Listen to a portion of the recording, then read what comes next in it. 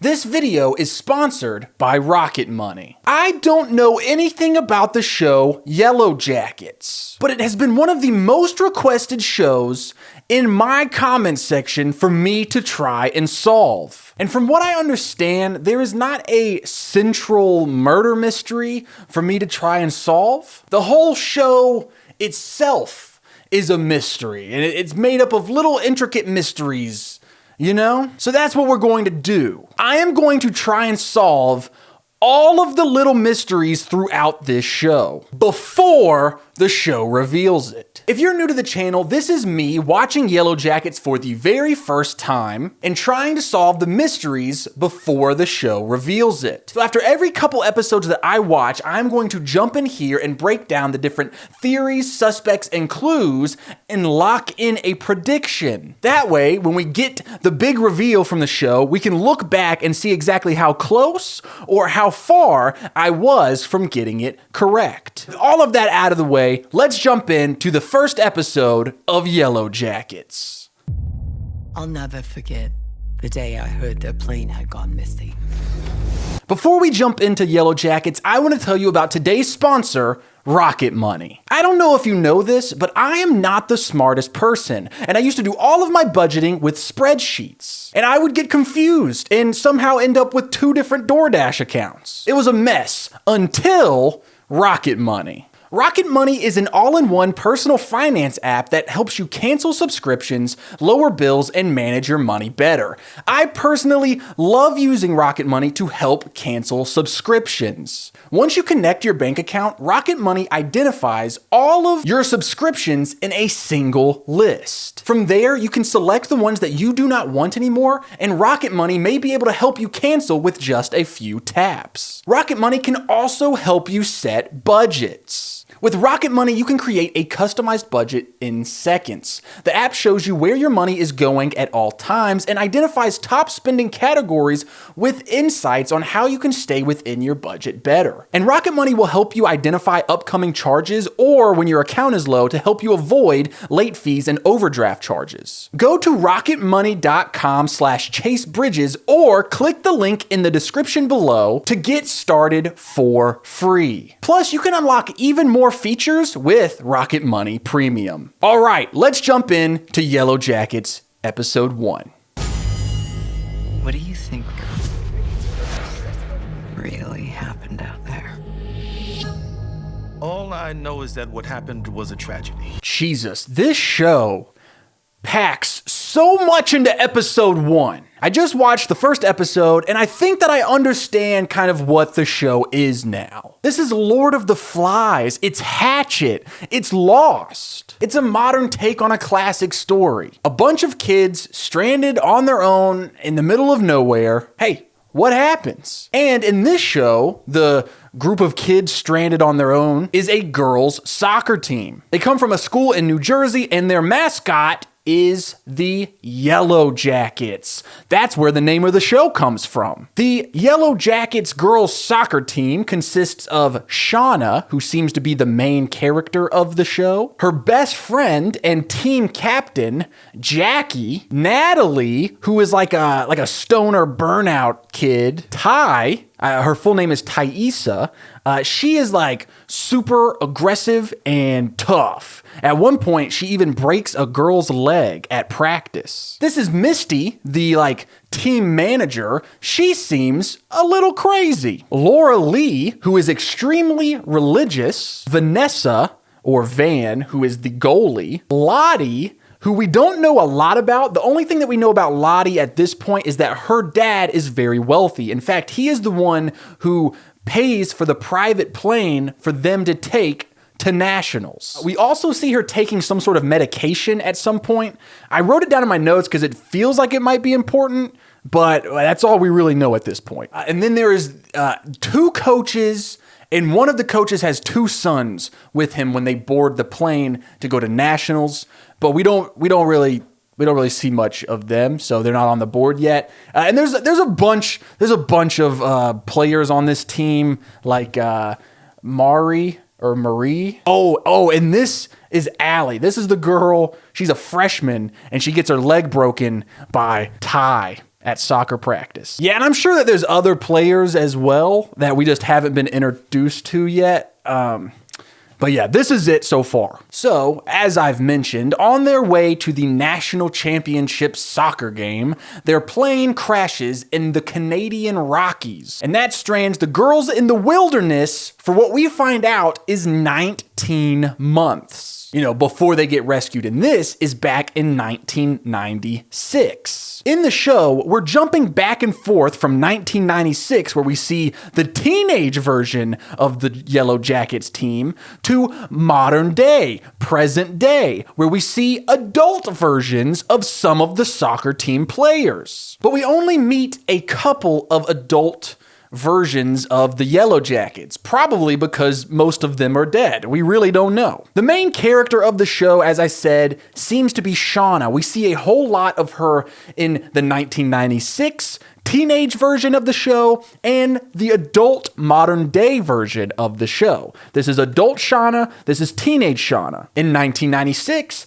teen Shauna is on the soccer team, and she is best friends with Jackie, who is the team captain. And we see a lot of their relationship in this episode. They do everything together. They've been best friends since childhood. They get ready for parties together. They are planning to go off to college together. They ride to school together. In fact, right before the plane takes off, Jackie, who knows that Shauna is like deathly afraid of planes, as she should be, they get stranded in the wilderness. She knows how afraid of flying she is, so she steals a Valium from her mom so that way Shauna can take it to relax for the flight.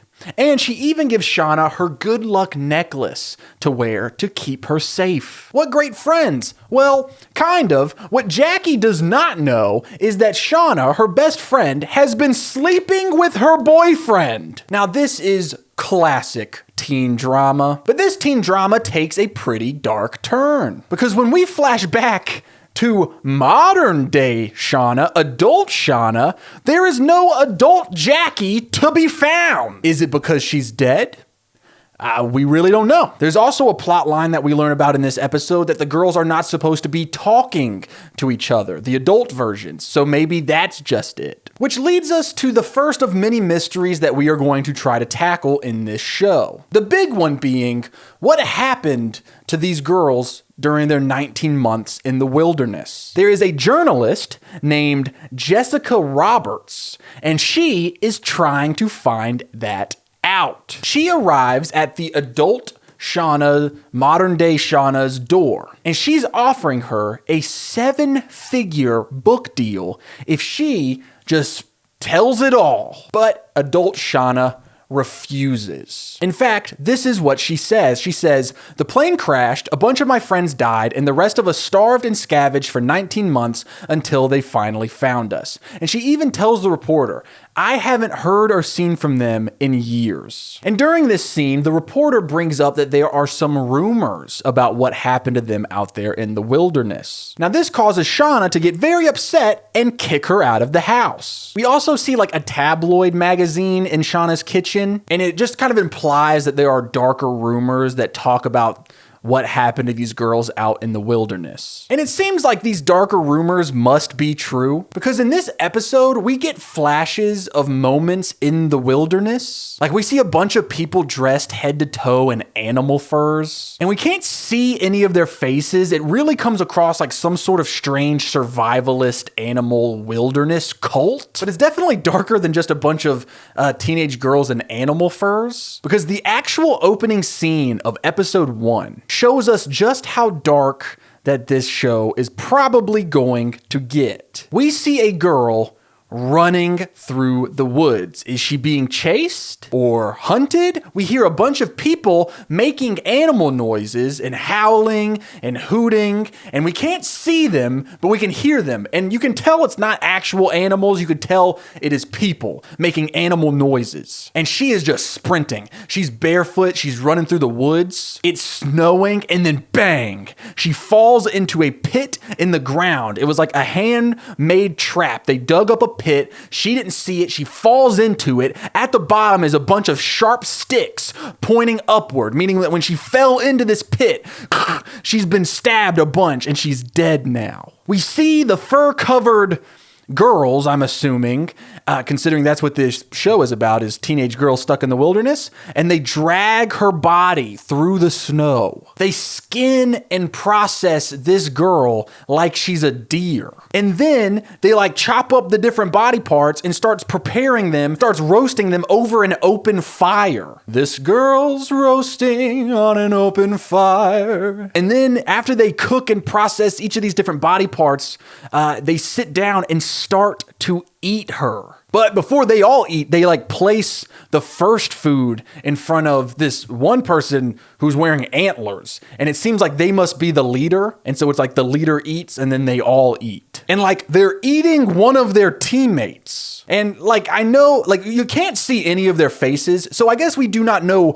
for certain that it's the soccer team that is eating one of their teammates. But it's like, it would be strange if in the show about a teenage soccer team getting stuck in the wilderness and having dark rumors about the things that they did, and then there's just like a different group of people doing messed up stuff in the wilderness. Like surely this is the same thing. And then something else happens at the end of this episode that pretty much solidifies that this is the case. At the end of the episode, one of them takes off the fur mask and we see Misty, the team manager, which means that it's definitely this girls' soccer team cannibalizing each other. But she is not the one wearing the antlers, which means that she doesn't seem to be the leader. She's not the one in charge. Which leads us to the next two mysteries that we are going to try to solve in this video. The first one being, which one of these girls is the one with the antlers, the one in charge of this creepy cannibalism cult in the woods? And also, which of the girls is the one who falls into the trap and gets killed and eaten? Another mystery on our hands is as the girl in the opening scene is running for her life before she is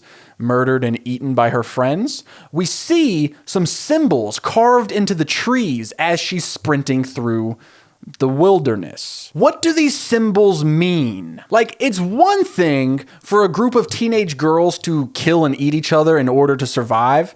Like, that's, you know, we can all excuse that. But the way that these symbols look and are carved into the trees, it gives off the impression that this is some sort of religious cult. Like, they're wearing ceremonial animal furs and they have these witch-like religious symbols carved into the trees. The leader has antlers on. Like, it just feels crazy. And it just like, you know, even the yelling and the screaming of animal noises as they hunt down their friend before they kill and eat her. Like, it feels ritualistic. What happened? Because they were only stranded for 19 months. I mean, that's like a year and a half. That's a long time.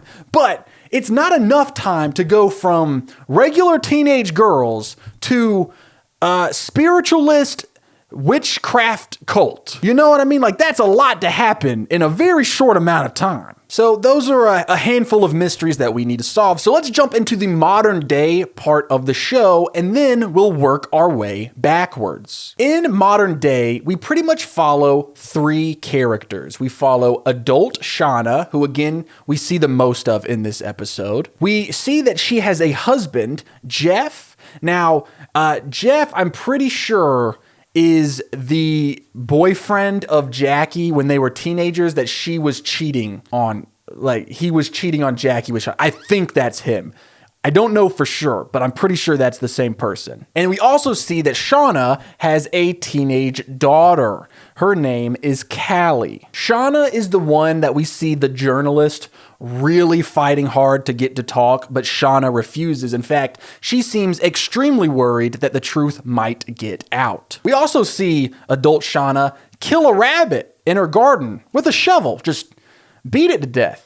Because it was nibbling on her plants. And, you know, call me crazy, but I think this might be the show's way of subtly letting us know that whatever happened to them out there has really messed them up. Shauna is definitely, I think, a major suspect to be the leader, the girl with the antlers. But that does eliminate Shauna for the other mystery, which is, you know, we know that she can't be the person who fell in the pit and died because she's alive. We also see adult Ty. She is running to be a senator. She also has a wife and a son named Sammy. Towards the end of episode 1, we see Shauna pull out an old flip phone cell phone and a phone number, and she makes a call. And she says, "We need to talk." The person she is talking to on the phone is adult Ty. They meet at a diner, and Shauna tells Ty about the journalist, Jessica Roberts, who is really trying to strong-arm her into giving up what happened out there. And Shauna seems extremely worried. In fact, she says, "If someone is digging, we are all fucked.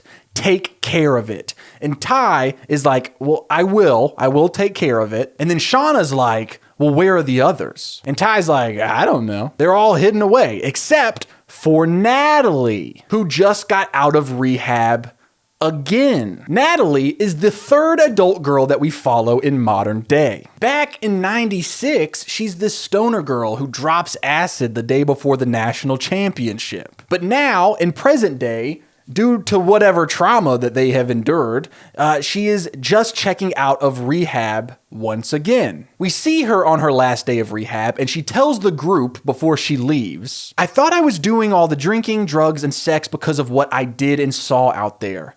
But actually, it's because I lost my purpose. Being here has helped me find my purpose again."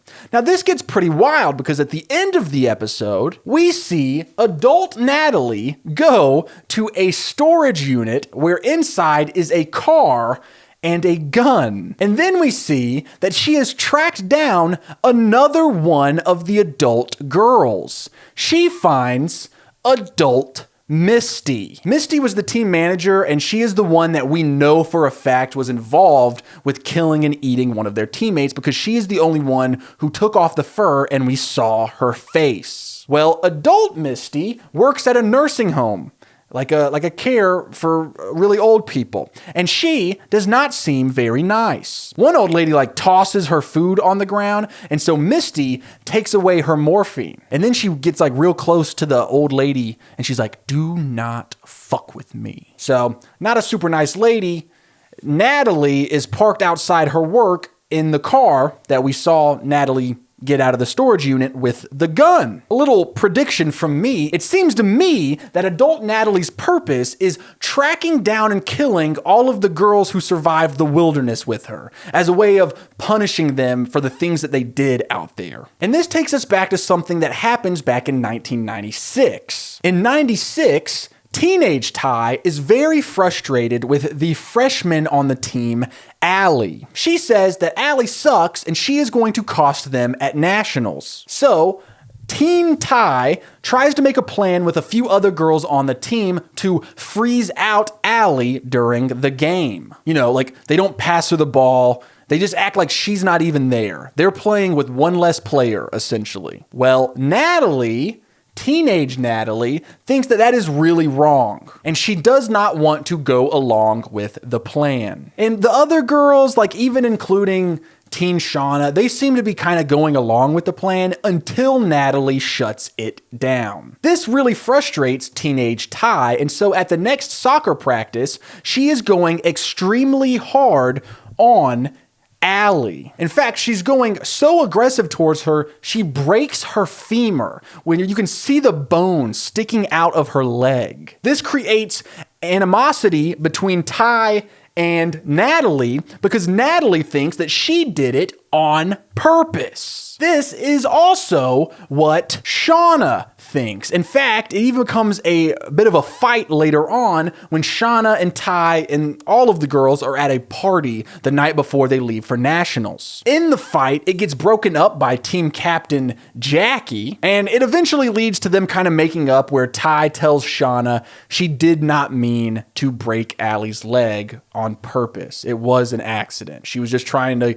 get her to play harder, you know? This tells us a few key things. The main thing that it tells us is that Ty is willing to do whatever it takes to win, and probably whatever it takes to survive. That makes her a prime suspect to be the one that is wearing the antlers that is leading the cannibalism. It also tells us that teen Natalie is strongly against things that aren't right, things that she morally disagrees with. And now, seemingly, since it seems that adult Natalie has found her purpose in tracking down and hunting the girls that survived with her, it shows that maybe she has a deep resentment and guilt over the things that they did in the wilderness. We don't know what all happens out there when they are in the wilderness, but we know that they at least kill and eat one person. It also seems that in present day, all of the adult version of the girls who managed to survive have made a deal with one another. All of them are going to go separate ways.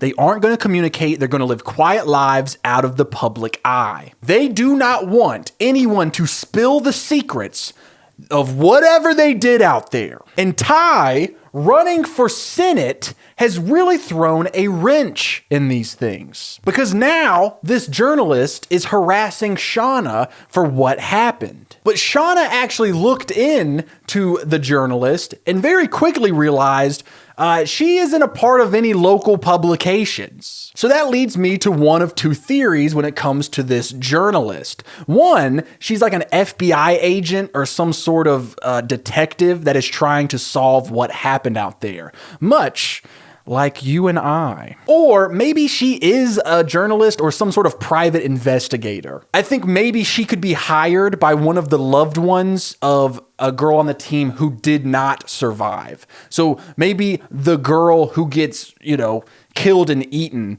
her family members in modern day want to know the truth of what happened out there after hearing all these crazy rumors in the tabloids and stuff. I'm assuming the arc for the present day version of the show is going to be us following the adult version of the girls, and they are trying to keep their secrets a secret while also not being hunted down and killed by Natalie. A big question during this episode, and it seems to be a question that the show is really wanting us to ask, and that is, what happened to teen Jackie? We do not see an adult Jackie whatsoever in this episode. And since she is one of the main girls that we follow in the 1996 part of the show, it's definitely strange that we have not seen what happens. Like, we don't see an adult version, which immediately makes you think, oh, Jackie died out in the wilderness. I think they're almost trying to make us think like, oh, this is the girl who gets killed and eaten. But also, Jackie was the team captain, right?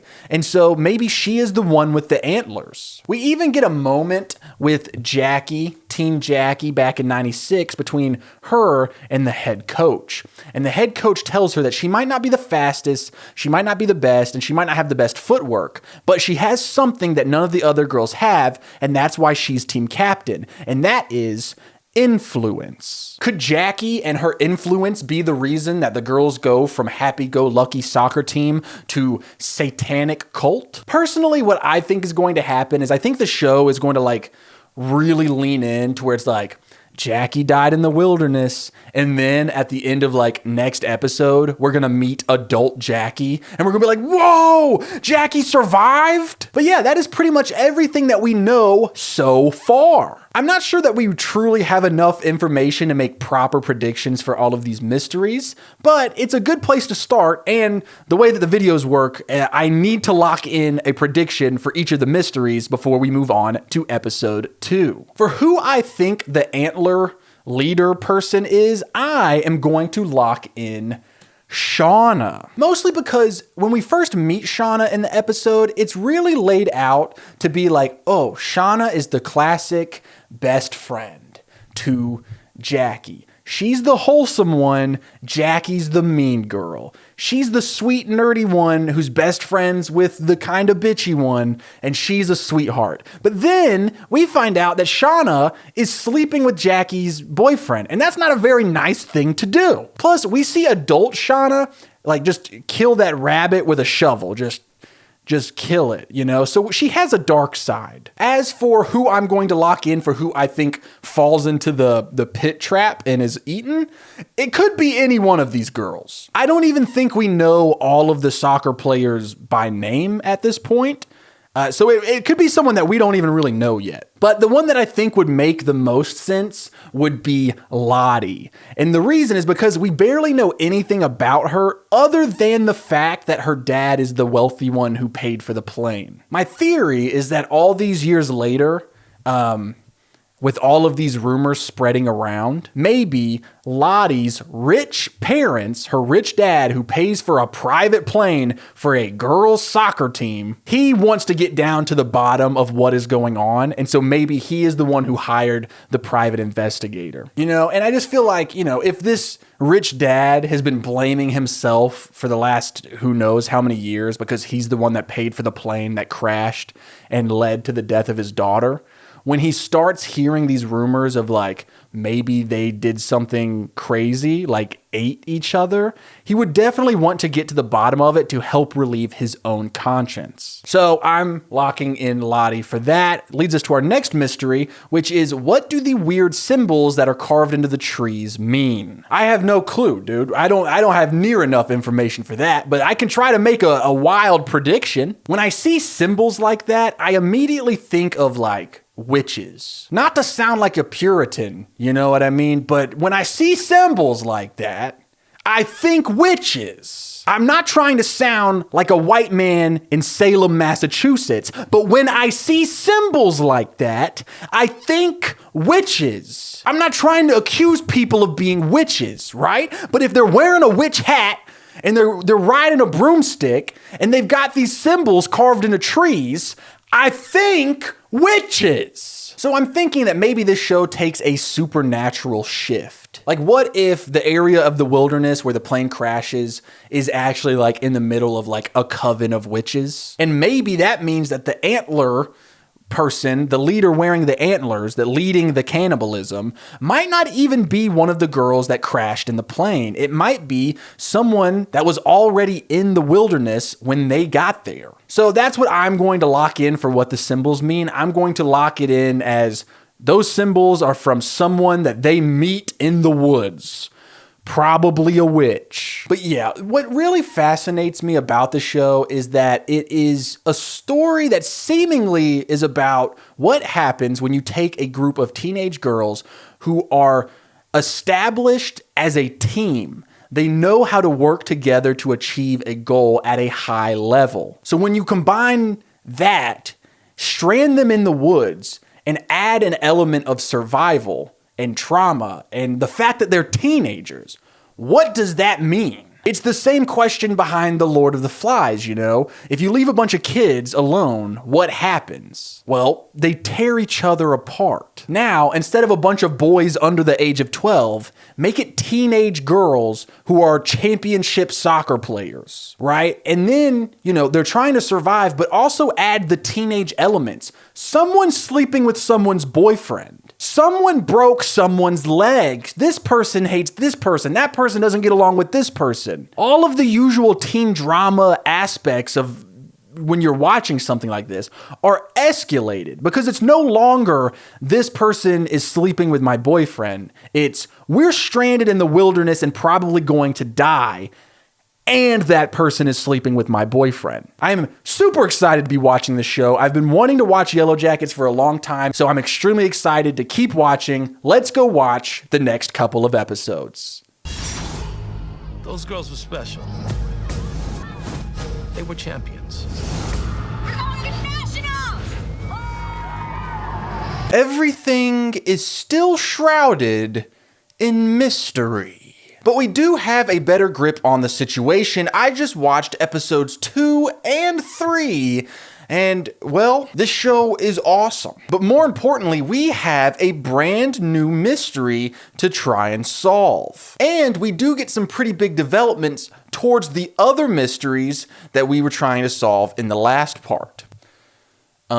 Do you guys like my antlers? I'm not gonna lie. I've worn a lot of uncomfortable things for these videos. These take the cake. But let's start with everything that we have learned about the girls who have crashed in the wilderness. And then we'll talk about everything that we learn about the present day version of the girls. We see the girls' plane crash in the wilderness of the Canadian Rockies and a lot of people die. the pilots are dead. Some of the girls on the soccer team are dead. Like we see, like there were girls in seats that just got impaled by parts of the plane. We see the goalie, Van, she is like about to burn to death. She's trapped in her seat and there's a fire kind of engulfing her and she's gonna burn to death. And Shauna, young Shauna, she's trying to save Van, but Jackie is like, there's nothing we can do for her. We got to get out of here, because Jackie thought it was a lost cause and all it was going to do is get them killed as well. But then the goalie manages to survive.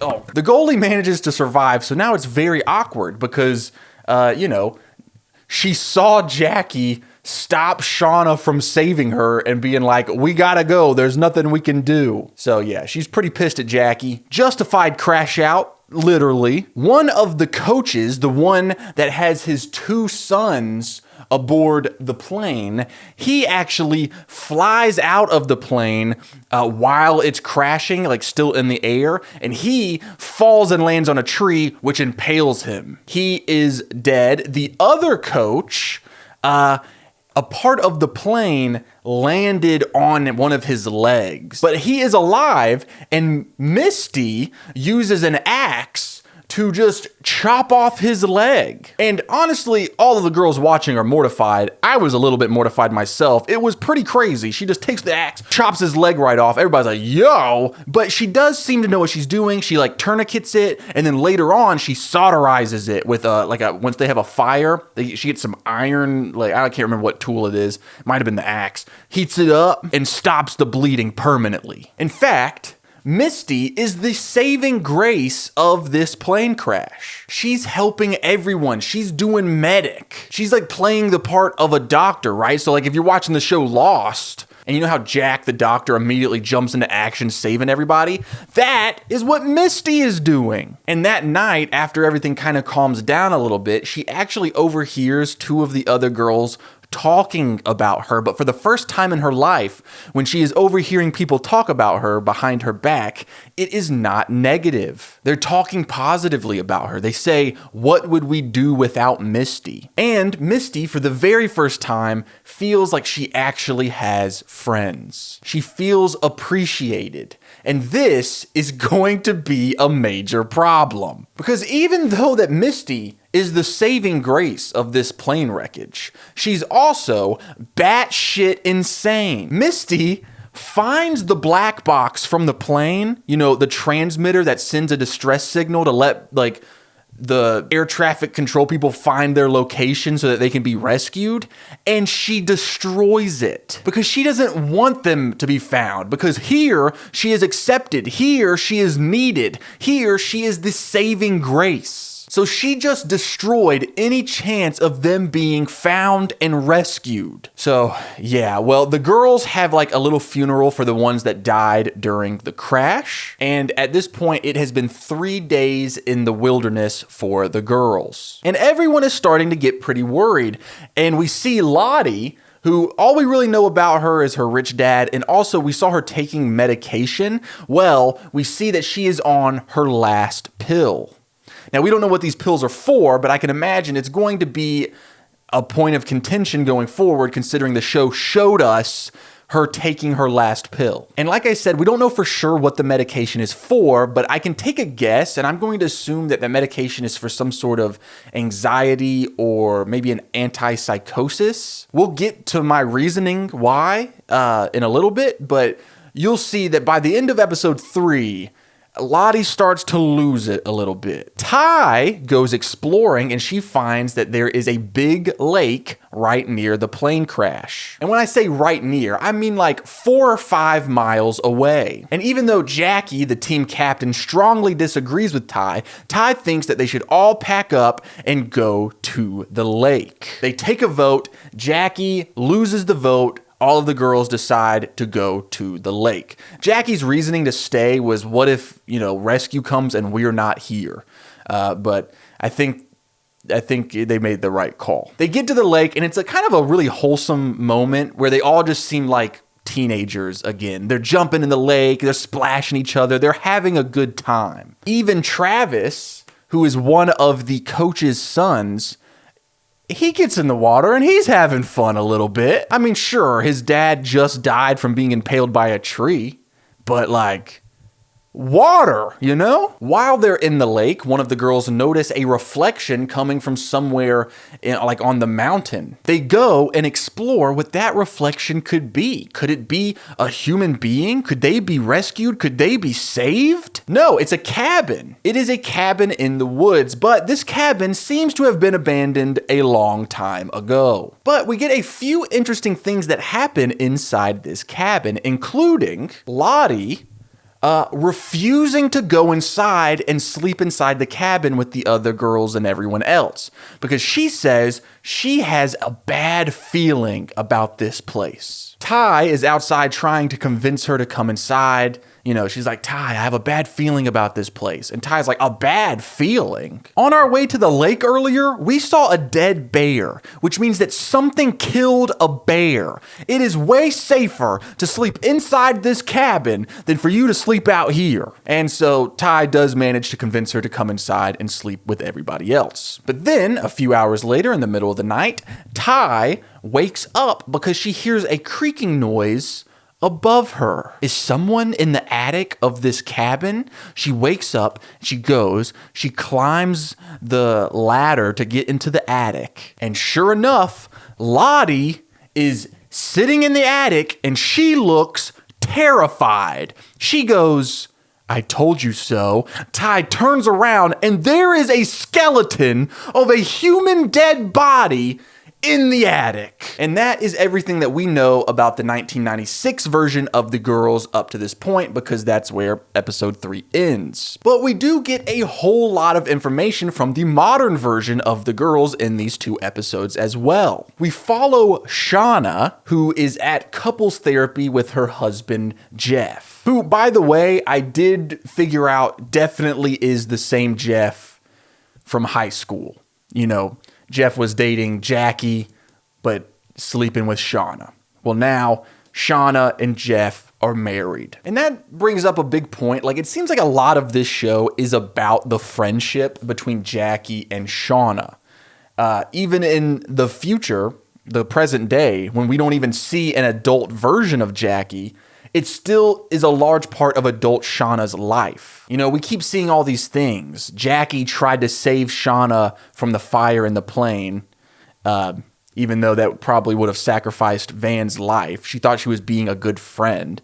And Shauna is never really a good friend back. She's sleeping with her boyfriend. She disagrees with Jackie in front of everyone about whether they should go to the lake or not. And then we see the two of them, like, make up after that disagreement at the cabin that night, and they're like, hey, we're best friends, and they hug and everything's okay. And I just think it's interesting because it seems to be a major part of the show, and yet in present day we haven't gotten anything about an adult Jackie, which means I guess Jackie died in the wilderness, and I imagine it's going to have a pretty big impact on Shauna, right? Well, anyway, back to present day. Shauna and Jeff are at couples therapy. And due to the therapist's orders, they try to do this like role-playing thing in the bedroom, and it does not go well. Shauna is not a happy participant. But then after Shauna sees another rabbit chewing on her like plants in the garden, she goes out there, kills the rabbit, skins it, prepares it, and serves it in their dinner. And after she murders and kills and eats and, well, I don't know if it's murder, if it's a rabbit, but after she kills a living thing and serves it up for dinner, she seems to be feeling a lot better. And after doing that, she wants to do the role-playing thing with Jeff. And I think that it's very interesting that it was only after she killed something that she was wanting to get freaky with her man. You know, I think that's going to be something that we need to keep in the back of our minds. She seems to only feel like herself when she's killing and eating something, you know? She also finds out her husband is having an affair. She sees a text on his phone and then follows him to a hotel, and she sees him leaving the hotel with this blonde lady. So, not great for Shauna. But she does seem to find a new love interest. Shauna gets into a fender bender with this guy named Adam. And Adam is a real charmer. Turns out he's a mechanic, and so after the accident, he offers to fix her car for her, but only if she goes to dinner with him. She declines because obviously she can't do that to her husband and her daughter. She has a family. But this is before she finds out that her husband's cheating on her, obviously. So then while she's at the hotel trying to find out if Jeff is cheating on her, who shows up? Adam. He says he's at the hotel because the bar makes a great martini.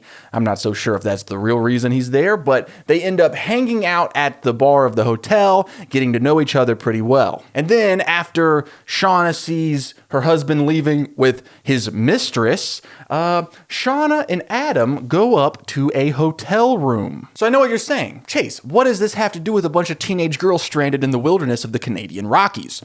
I have no clue, but they have to be connected in some way because, it's the same show. In fact, I think there's a lot more going on than we realize because in episode 1, present day, and in 1996, the person that we followed the most was adult and teen Shauna. However, in episodes 2 and 3, we follow adult Natalie and adult Misty a lot more. You see, Misty is out on a date. It does not go well. She is a very strange person still. And when she gets back home, Natalie is sitting in her house with a gun. And Misty says, "Is this about the postcard?" And Natalie is like, "Yes, it's about the fucking postcard." And what they're talking about is that Natalie has received a postcard of the Canadian Rockies that says, "Wish you were here." And then on the back was this strange symbol. This is what the strange symbol looks like. It's going to come up quite a bit, so here it is. So Natalie shows Misty the postcard, and Misty goes, "Well, what does it mean?" And Natalie goes, "You tell me." And Misty's like, "Wait, you think that I?" And Misty goes to her kitchen, and it turns out she got the same exact postcard. And Misty is like, "See, I didn't send it to you, silly. I got the same one." Which means that I was actually wrong in episode 1, where I said that adult Natalie's purpose was going to be hunting down and killing the other survivors. Apparently, I was way off. Her purpose is that she's trying to figure out who sent her the postcard. Correction, who sent them the postcards. And that's why she's hunting people down. She's trying to figure out who sent the postcards. She's not the only one, because we find out that Misty has also been trying to figure out who sent the postcard. She wants to know who it's from and what it means. And Nat is like, well, it's obviously a threat. So that's when Misty tells Natalie about a reporter who came and visited her, offering her a book deal. And Misty says that she doesn't believe that she's actually a reporter because she's done research and couldn't find any information about her. That same exact thing happened to Shauna. And so Misty actually thinks that Jessica Roberts, the reporter, is the one who sent the postcards. But then Natalie is like, how would she know about the symbol? Again, this is the symbol. And Misty's like, well, maybe someone talked. And that's when we find out that Misty has actually managed to track down one of the coach's sons. That's right, baby. She knows where Travis is. And she even says, talk about someone who didn't want to be found. He changed his name and disappeared off the face of the earth, and yet Misty was able to find him. So now we see adult Misty and adult Natalie going on a road trip together to go and find adult Travis. They get to his house, no one is home, so Natalie busts the window open and breaks in. The two of them get arrested for breaking in, but then we learn some pretty intense information. While they're in jail, they each get a phone call. Natalie calls adult Ty. I think she's just trying to get Ty to bail her out, but Ty refuses. She talks about how Natalie needs to stay away from Travis because that relationship was toxic and she is not going to get her out of it again. And what that tells us is that adult Natalie and adult Travis must have had some sort of relationship after they were rescued from the wilderness, which, obviously means that Travis survives the whole time, which, I mean, we kind of knew that once we learned that there was an adult Travis, but it still is interesting because that means that he's going to be a bigger part of this than I thought. I kind of originally thought in episode 1 that the coaches and the guys, like, I thought it was just going to be the girls' soccer team, but there's other people out there with them. Anyway, Misty uses her phone call and gets them bailed out of jail. After that, they go and visit where Travis works. He works at a ranch. When they get there, it's nighttime, by the way. I don't know why it's important I tell you that. I think I'm just trying to set the scene. They see that Travis is actually hanging from some equipment. It appears to be a self-inflicted situation. But Natalie refuses to believe it. And so, trying to help her come to terms with it, Misty shows Natalie something that she found in Travis's house when they were there earlier. It was a note that said, "Tell Nat she was right." And Misty goes, "Well, what were you right about?" And Natalie was like, "I don't know, but I know that I'm right about this. Travis was murdered." This is getting pretty intense, right? Like, now we have another mystery on our hands. Now we have to try to solve who killed Travis. And I knew that this was going to be my biggest challenge yet, but I was not aware of how dense this show was going to be and how intense this show is going to be. We've got like 5 mysteries to try to solve. We've watched up to episode 3, right?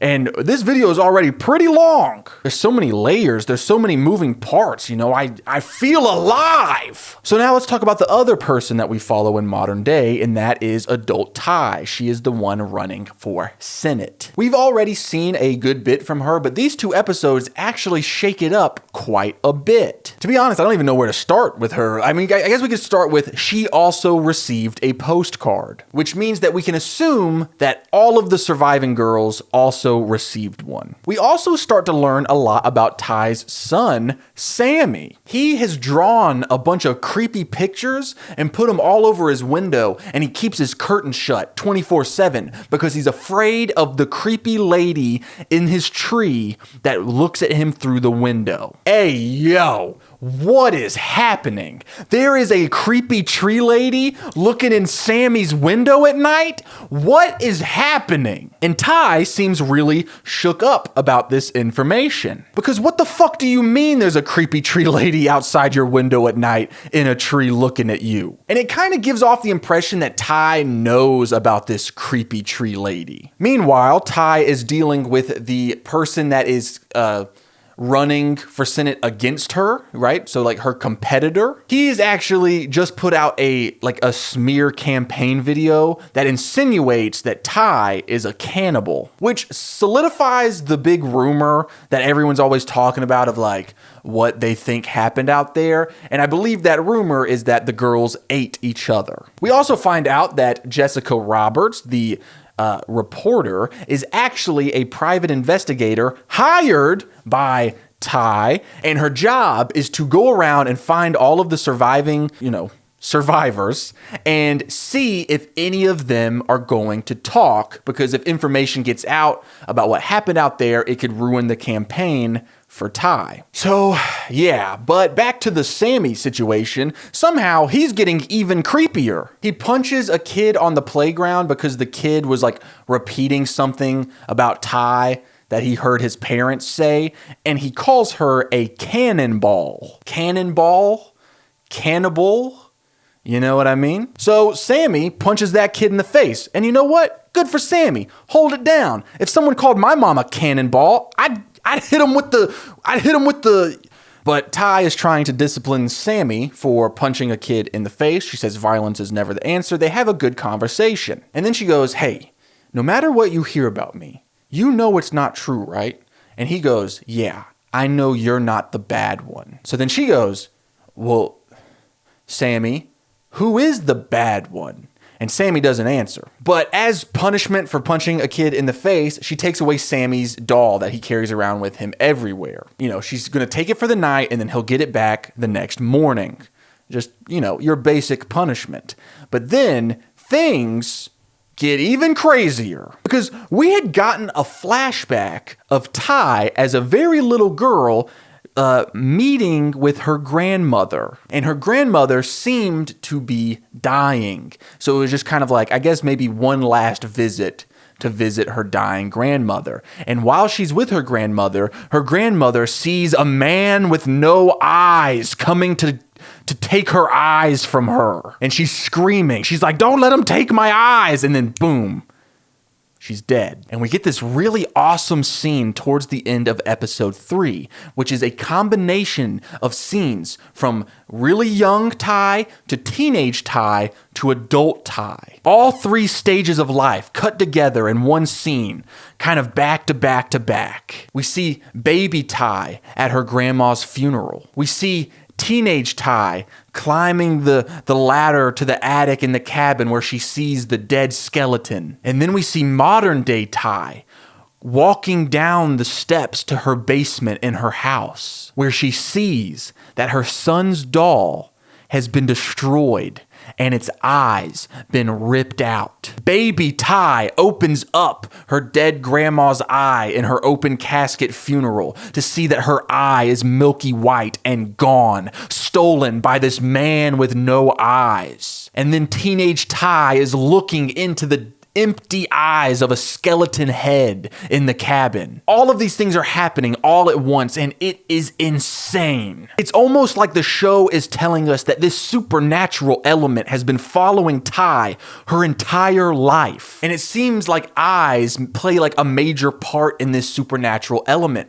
Is the dead guy in the attic in the cabin, the skeleton without eyes, obviously because it's a skeleton, is that the same man with no eyes that her dying grandmother saw right in her final moments? And now is this supernatural being that has followed her entire life back and ripped out the eyes in her son's doll? It's just insane, dude. Like, what is going on? All I know for certain is that there is definitely a supernatural element to this show, which brings us to the first mystery that we are going to try to lock in for this section. What is up with the mysterious symbol? Now, we saw that the symbol and other symbols were already carved into the trees before the girls got there. In fact, it was carved onto the same tree that one of the coaches got impaled with when he flew out of the plane as it was crashing, right? Which has to mean something. You know what I mean? And then the fact that that same symbol is used on the postcard years and years and years later, it has to mean something. And all of the girls know about the symbol because remember, Natalie asks Misty, how would she know about the symbol? And Misty says, well, maybe someone talked, meaning that all of the people that had crashed knew what this symbol is. This is a symbol that they recognize. And it was already on all of the trees, including the one where the coach died on. Here is my theory about the symbol. I think that in the woods, this part of the wilderness where the girls have been stranded is the home of a witch or like some sort of supernatural creature. And they have these symbols etched all over the area because these symbols actually create a curse or some sort of spell that actually caused the plane to crash in the first place. This supernatural creature needed some people to come to them. So they used their witchcraft supernatural abilities, put these symbols all over the trees in this area in order to draw a plane to crash in that exact area. And once the girls are there, this supernatural creature, or shall we call it a creepy tree lady, proceeds to possess and manipulate all of the people here, all of the survivors from the plane crash, into being part of her like witch cult or coven thing. And that is when things get all cannibal-y and witchy and culty. You know, there's the ceremonial furs and the rituals and the strange symbols. And then, because we know that the girls are stranded there for 19 months, perhaps they finally manage to kill the creepy tree lady, the witch, the supernatural creature. And then the very next day, they get rescued because the only thing that was keeping them in the wilderness was the supernatural creature. So then they get back home and several years go by and they think that they're finally free from from their creepy tree mother. But now, all these years later, they receive a postcard that says, "I wish you were here." And it's the same fucking woods where they were stranded. And it has that symbol. It has that spell. And then we see Sammy, Ty's son, who's being watched at night by a creepy tree lady. And he's acting weird and strange, and then his doll gets destroyed. Is this all the work of the witch in the woods? Is the witch trying to get them to come back to the woods? Or is she coming to kill them all as punishment for leaving her in the first place? Is she the one who has killed Travis? Is she the one who showed up all those years ago at Ty's grandmother's funeral and stole her eyeballs? I think I'm really on to something here with this mystery, and so I'm going to be locking this in for several of the mysteries that we're trying to solve. What are the symbols? Who is the leader with the antlers, and who killed Travis? Who sent the postcards? Guys, I think it's the same answer for all of them. The witch in the woods. And that only leaves us with one mystery to lock in. And that is, which of the girls gets hunted down, trapped in a pit, and then eaten? Back in 1996, with the young version of the girls, it seems like teenage Ty and teenage Van, the goalie, are the ones that are kind of in charge of the camp.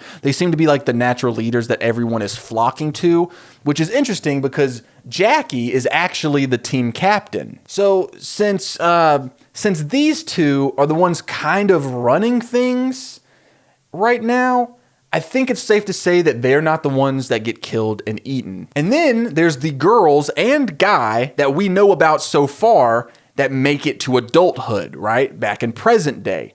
We know that Misty survives. We know that Natalie survives. We know that Travis survives, until he doesn't. We know that Ty survives, and we know that Shauna survives. And then there's someone that I think the show is trying to trick us into thinking that it is. We have yet to see or hear anything about Jackie in modern day. And, we know that the goalie hates Jackie because Jackie abandoned her to burn to death in the plane crash. And Jackie and Ty had a major disagreement, a big fight about whether they should go to the lake or stay. It just seems like there is a feeling of it's Jackie versus all of the other girls. So it seems like the show is trying to make it like they want us to think that Jackie is the one that they killed and ate. But I feel like it's a trick. I feel like we're going to get to an episode any time now, or maybe even the finale of the season, where adult Jackie shows up and we're like, what? Oh, Jesus. So which of the girls could it be? There is always Lottie, who we do see a good bit of, but we don't know a ton about. We know that she needs some sort of medication that she has run out of, and that her dad is wealthy and paid for the plane that crashed. And it does seem that Lottie seems to be in touch with the supernatural. She has a bad feeling about the cabin, and then it turns out there's a dead guy in the attic. Could she be the one that they hunt down and kill? Because maybe she doesn't want to go along with the witch in the woods. She has a bad feeling about this lady that they meet. And I know what you're saying if you've seen the show. Chase, you keep going on and on about a witch in the woods. We have not met any witch in the woods. And to that I say, yet. We have not met a witch in the woods yet. So yeah, I'm going to lock in Lottie as the one that they hunt down and kill and eat. Mostly because I don't really know who else to lock in. So, okay, I've locked in my theories for all of the mysteries that we are trying to solve in this show. And yes, I do believe that it is some sort of witch in the woods that is behind all of this. I'm having a blast watching this show. The show is sick. You should totally watch it. So yeah, let's go watch the next couple of episodes. I think all the sex, the drinking, the drugs. I used to think I did those things because of what happened out there. This show is getting more intense by the minute. Who would have thought that a show about a bunch of teenagers stranded in the wilderness all on their own would be so wild? So I just watched episodes 4 and 5 of YellowJackets, and guys, you know me, I am committed to the bit. These antlers, I should have bought more expensive ones. While I don't feel that much closer about getting a resolution to any of the mysteries that we have set out to solve, I do feel like we're getting a pretty firm grasp on what is actually going on. And when I say a firm grasp on what is actually going on, it is that I have no idea what is going on. It's some sort of supernatural element for sure, though. Or maybe there's not. So, what do the girls that are stranded in the wilderness back in 1996 have going on in these 2 episodes? Lottie is acting strange again. Do my movements seem awkward? I'm trying. But yeah, Lottie is acting strange again. This time, she is sitting straight up in the middle of the night, staring at the ladder that leads to the attic of the cabin. Natalie wakes up and sees her doing this, and she's like, hey, he's gone. We buried him, remember? To which Lottie says, I think bad things have happened here. Meanwhile, the girls have a gun now. It was in the cabin that they are now staying in. They've turned the cabin that they found kind of into their base camp. And the guy in the attic who died, probably his cabin. And it seems like he has enough ammo to last them decades. The coach, who has only one leg now, seems to be feeling a lot better. In fact, he puts on a bit of a competition for everyone to figure out who is the best with the gun so that way they can go hunting. Travis and Natalie are the 2 best with the gun. In fact, Natalie managed to shoot all 5 of the cans in a row without missing anything. So the 2 of them are in charge of hunting. But while they are out hunting, the rest of the YellowJackets, they find a plane. Seems like the plane belonged to the guy that owned the cabin and had the gun and the bullets and everything, and we found his skeleton in the attic. But they find this plane, and the plane actually starts up. The plane starts up. Obviously, no one knows how to fly it, but it starts moving forward, and they're like, oh my God. And then some vines and sticks kind of like grab onto one of the wheels of the plane, and it causes it to jerk and stop. And it's kind of a good thing that that happened because one of the girls was almost beheaded by the propeller. In fact, it was Van, the goalie. She almost gets beheaded by this propeller on the plane, but Jackie pushes her out of the way and is going to take the propeller to the face until it got, stopped. Later on, Jackie asks the goalie if that means that they are even now, after the whole stranding her to burn alive in the plane crash. The creepy thing that happens after they discover the plane, though, is that Lottie discovers a symbol that is etched into the tree right beside the plane. And then when the plane's wheel gets stuck with the vines and the sticks, Lottie says it didn't want him to leave. Now, at this point, Lottie is out of whatever medicine that she was taking, and we're seeing some changes. I'm curious if maybe she has some sort of mental disorder, like maybe schizophrenia or a different disorder that would cause hallucinations. Or it could just be the case that she does have a connection to the supernatural world. And maybe that's like what happens. Maybe the girls find out about her disorder, and so they discredit her when she actually does have an insight to the supernatural things going on around them. They're like, oh, she's just crazy. But in reality, she's actually in touch with the witchcraft that is happening around them. And a few other things happen in these 2 episodes that make me think I'm pretty right about that. Nat and Travis are out hunting. They end up bonding and becoming friends.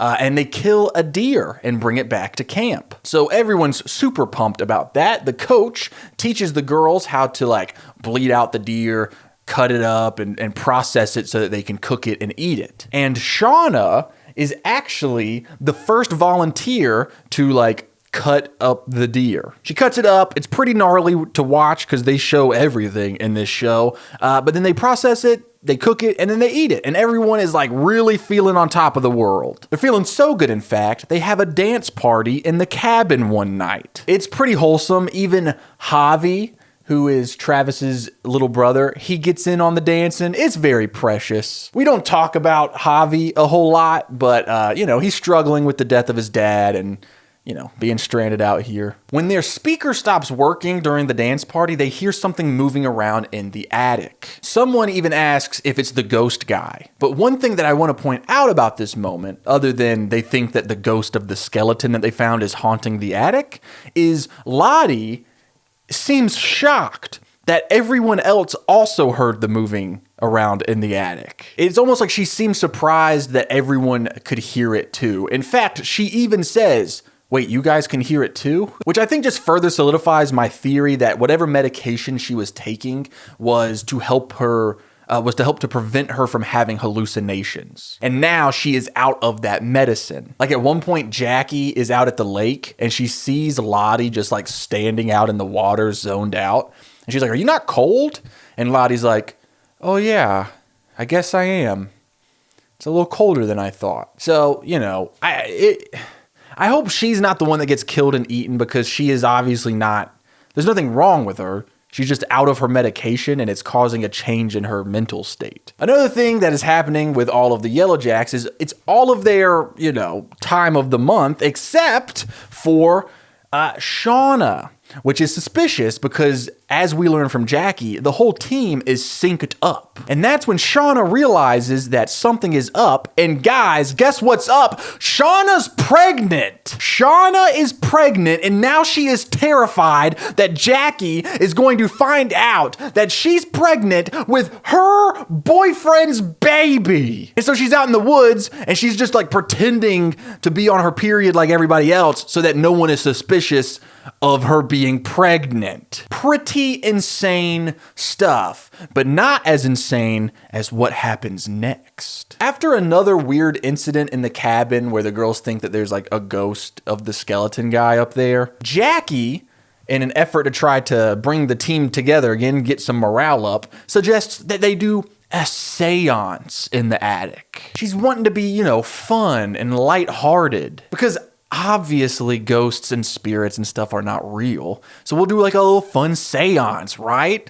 Surely there won't be devastating effects on us. But Jackie just thinks it's going to be a way for them to overcome their fear and all feel a lot more comfortable being in the cabin. So they go up there and they put candles down on all of the spots on the floor that have the symbols carved into the floor of the attic. Yeah, that seems like a great idea. Because the first thing that I'm gonna do, if I see witch-like carvings in the floor of an attic where I found a dead body, is put candles on top of them and light them up and have a seance. What could possibly go wrong? Well, I'm about to tell you, at first it's fun. They're just doing the little fun seance. They're having a good time. And they're doing like classic teenage sleepover stuff. They're asking the spirits if their crush likes them back. They're asking the spirit if one of the girls in their grade back home has fake boobs. And then Javi asks the question that changes everything. Are we going to die out here? The rope that they were using to like wave back and forth between yes and no just starts going in an infinity symbol. The camera follows something invisible outside the cabin as it busts through the window into the attic. It seemingly possesses Lottie. She is freaking out. She starts saying it once. It once. And someone's like, I think she's possessed. And then she goes, it's hungry. And she turns to Shauna and she goes, it's in you already. Whoa, is she talking about the baby? The pregnancy? How would she possibly know about that? Is she actually possessed? Then she starts speaking French. And everyone's like, does Lottie speak French? And Jackie was like, she was in my French class, but she sucked at French. So then they're like, well, Jackie, you took French. Translate what she's saying. And Jackie's like, I also suck at French. But she's able to manage to like translate a little bit, and it's just Jackie speaking in fluent French, and she just keeps saying, you must spill blood. You must spill blood. And then she goes, you must spill blood or be... And then she smashes her forehead against the window. Finally, the super religious girl on the team, Laura Lee, comes busting in, throws the Bible at Lottie, and it snaps everybody out of it. It's pretty intense stuff, dude. In this scene, it was super sick. The show does an awesome job of really getting you, like, caught up in the emotion of the moment. But it did make me think differently about my theory, right? My theory was that there was a witch in the woods. But now I'm starting to think maybe it's some sort of like demonic thing, like it's a demon possessing them. You know, like I thought it was like, you know, hocus pocus, but really it's The Conjuring. So yeah, that's pretty much everything that happens in these episodes with the girls back in 1996. Now we can talk about everything that happens to the modern day girls and, you know, present day. But there is just a couple things that I want to bring up. Don't super matter, but I just want to bring them up about what happens back in 1996. One thing that we find out is Ty and Van are kissing each other in the woods, so it seems like they are a couple. We also see where Travis and Natalie kiss, so it seems like they're also becoming a couple. Oh, also, Ty sees Shauna pretending to be on her period, and so Ty pretty much knows that she's pregnant, and so she like asks her about it. It's interesting stuff, but it doesn't really relate to the mystery at hand, I don't believe. Oh yeah, and then I don't know if I've brought this up yet, but Misty is like obsessed and in love with the coach. And after he's like yells at her to leave him alone, she poisons him. And so he knows that he's in danger if he doesn't treat her the way she wants to be treated. So he's like, I love you, but you're my student. It would be wrong. So we got to pretend. We got to keep this secret romance a huge secret. But really, he's trying to keep himself from getting poisoned again. Okay. Now we can talk about everything that's going on in the present day. Let's start with adult Shauna. Her and her new boy toy, Adam, are having lots of fun. They're acting like they're teenagers. They're playing mini golf. They pay some adult to go in and buy beer for them, even though they are well old enough to do it themselves. You know, then they're like hooking up in the back seat of a car. And then they go to this little bridge where it seems like in this town where like all the teenagers go and they jump off the bridge into the water and it's like a fun dare that they do. Well, Shauna and Adam are about to go do that when Shauna has a vision. She sees Ghost Jackie, and she looks just like she did here as a teenager, not an adult, not a different age.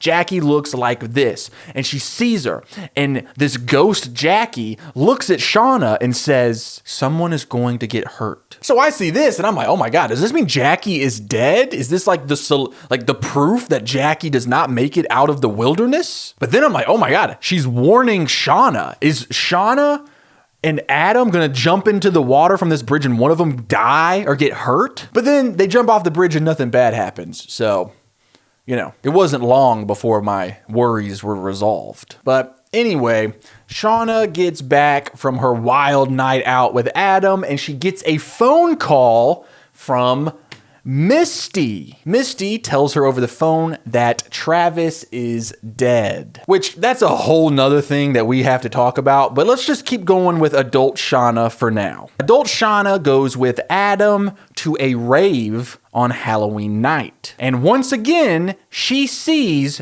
Ghost Jackie. So she sees Ghost Jackie, she starts following Ghost Jackie, grabs Ghost Jackie by the shoulder. It's her daughter, Callie. Callie's actually wearing what she thinks is her mom's old YellowJackets uniform. She's wearing that as a Halloween costume because what a better costume than the soccer uniform that your mom was wearing when she was stranded in the wilderness and forced to eat her friends. Well, I say forced. She might not have been forced. Shauna could have been the leader with the antlers. But yeah, anyway, Callie, her daughter, is like high on Molly. And so Shauna drags her out of there and they go have a talk because Callie just found out that her mom is cheating on her dad with this guy, Adam. And so while they're talking, Shauna's daughter is like, when did you fall out of love with dad? And Shauna's like, it's complicated. We have had so many obstacles and baggage. And then her daughter goes, you mean Jackie? You guys never talk about her. Oh, and you know how I said that Callie is wearing what she thinks is her mom's old YellowJackets uniform? She's actually wearing Jackie's YellowJackets uniform. Shauna was given Jackie's YellowJackets uniform by Jackie's parents on Jackie's 40th birthday as a way to remember her by. And that's when Shauna says something that's pretty chilling. She goes, "As if I hadn't spent the last 40 years thinking about her every single day." What happened to Jackie? Is she the one that they trap in the pit and then eat? And was Shauna responsible for this? Was Shauna the one that is leading the girls, the one with the antlers? The next morning, Shauna's daughter tries to blackmail her mom since she has this information about her mom cheating on her dad. And so she's like, no more curfew. I get to do whatever I want or else I'm telling dad. And then Shauna just becomes like a 1930s mob boss where she just lays down the law and she's like, oh yeah, you're going to tell your dad? Well, we only have $15,000 in your college fund. And with the divorce lawyers and all of the stuff, that's gone. So now you'll have to figure out college on your own. Then you're going to go visit your dad in his single apartment bachelor pad. And it's depressing and it's sad. And you feel like you have to be there for him. And then, well, now he's back on his feet. He's ready to start dating again. So he's going to be asking you for dating advice. And it's probably going to work because the girls he's dating are your age. And it's what a cold moment. Scares her daughter to death. And so then her daughter just doesn't say anything to her dad. Insane behavior, dude. It really shows you how dark Shauna can actually be. Which makes me feel like Shauna could very well be the leader of the cannibal cult, the one wearing the antlers. And we even get a moment when they first find the cabin in the woods where young Shauna touches some antlers from a deer head that is stuffed and hanging on the wall in the cabin. And I'm like, oh, maybe that's a little bit of foreshadowing, you know? Well, that's enough about modern day Shauna. Let's talk about modern day Natalie and Misty. Natalie is trying to figure out who killed Travis. She is certain that his death was not self-inflicted. Misty, however, has other opinions, but she wants to be there for her friend, but she thinks Nat is just in denial. But Nat really does have a good point when it comes to Travis's death. She's like, oh, so we just all randomly receive these postcards that are threatening us, and then out of nowhere Travis is dead and we're just supposed to just be like, oh, what a coincidence. And I think she's kind of onto something. Natalie ends up going to dinner with an old friend from school. He is a cop now, and he had a big crush on Natalie when they were younger, but now Natalie is just manipulating him so that she can get some answers about Travis's death. And it's thanks to this old friend who's now a cop that Natalie finds out that Travis was not on drugs or alcohol the night that he died. While she's at this dinner, Misty is also at the dinner. She's in the restaurant hiding and watching Natalie. She's kind of stalking Natalie, but it's kind of a good thing that she is, because guess who else is at that restaurant watching Natalie? That's right, the private investigator, Jessica Roberts. And Misty actually confronts her in the restaurant because Misty and Natalie don't know that she is a private investigator hired by their friend Ty, but they do know something's up with her, and Misty's suspicious. We also learn a lot about Natalie's childhood in these episodes. We go back, we learn about her parents. Her dad was very abusive to her mom and probably to her, although we don't know that for certain, to the point where young Natalie pulls a gun on her dad. Her dad takes it, mocks her for not knowing how to turn the safety off, and then when she talks back to him, she makes a rude comment, he turns around to charge at her, he trips, shoots himself in the head. Natalie has had a very hard life. Yeah, imagine that happening, and then not long afterwards, you get stranded in the wilderness for 19 months with a demon or a witch or something. Natalie and Misty manage to hack into their cop friend's email, where they're able to access all of the files relating to Travis's death. This is where the two of them are looking through the crime scene photos and they notice something peculiar. Underneath where Travis's body was hanging at the ranch, there were little wax remains on the floor beneath him, like someone had a bunch of candles. And if you follow the outline, if you trace where all of the different wax marks are, it makes this symbol. So someone killed Travis, it seems like, and then they put the candles down on the floor beneath his body in the shape of that symbol. And this is absolutely insane. So Natalie, later on, after Misty's gone and Natalie's on her own, she calls up Ty and she's like, hey, you need to get here now. Ty gets there. Natalie tells her what they just found about Travis's body. And then Ty calls Shauna and she's like, hey, you need to get here now. And it does seem like they are purposely leaving out Misty, but it doesn't really matter because Misty has bugged Natalie's motel room. So she can hear and see everything that's going on. She's caught up. And I know that I keep saying that this show is like super intense, but it is. It's so much fun. I don't know what's more fun to watch.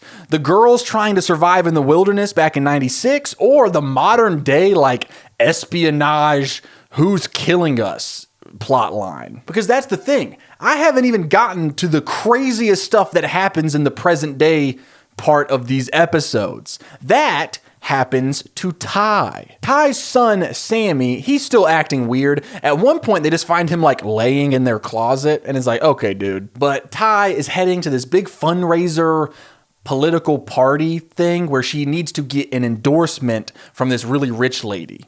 This is where we find out she's vegetarian now. She doesn't eat meat. I wonder if the cannibalism had something to do with that. But yeah, she meets the lady where she needs the endorsement. They hit it off. They actually get along. She's going to get the endorsement. But the rich lady says on one condition, I need to know what really happened out there. So Ty tells her to go fuck herself. And this does not help Ty's political campaign because now she's losing at the polls even more. Ty is also having hallucinations. Just like how we saw Shauna seeing Ghost Jackie, well, Ty is like seeing visions of wolves and stuff. In fact, she runs outside of her house to go kill a wolf that she sees outside her window.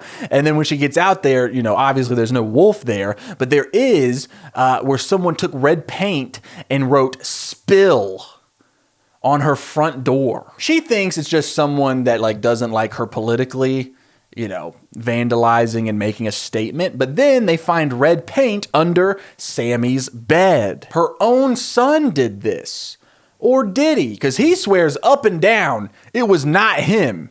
It was the creepy tree lady. And this is what's so terrifying, dude, is Ty and her wife do not believe Sammy that the creepy tree lady vandalized their home. But I do. I do believe their son. I think it was the creepy tree lady that vandalized their home. But whatever. What do I know? You know, I'm just a passenger on the ride of their lives, you know? Whatever. This incident leads Ty to decide that she is going to drop out of the race. She needs to be there for her family in this hard time. Her son is obviously struggling. She needs to be home. But then she holds the press conference to drop out of the race, and she pulls like a Jordan Belfort from Wolf of Wall Street, where he's like, I'm not going anywhere. I'm not leaving. That's essentially what she does, just with way less drugs. But yeah, at this press conference where she doesn't drop out of the race, she sees a hallucination or a vision of a man with no eyes. But yeah, so she doesn't drop out of the race.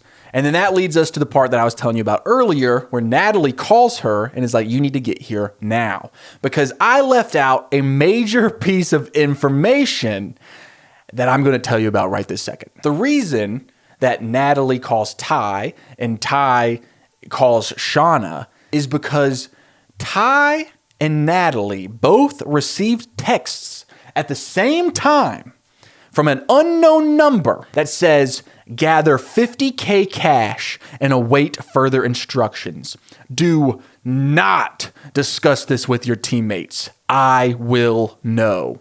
And then in text form, we see the symbol. We see this symbol, but it's like, you remember, I don't know how old everyone is that's watching this, but if you remember back in the day before smartphones like had emojis and stuff, you would use like slashes and periods and like the parentheses, and you could like make your own pictures out of texts.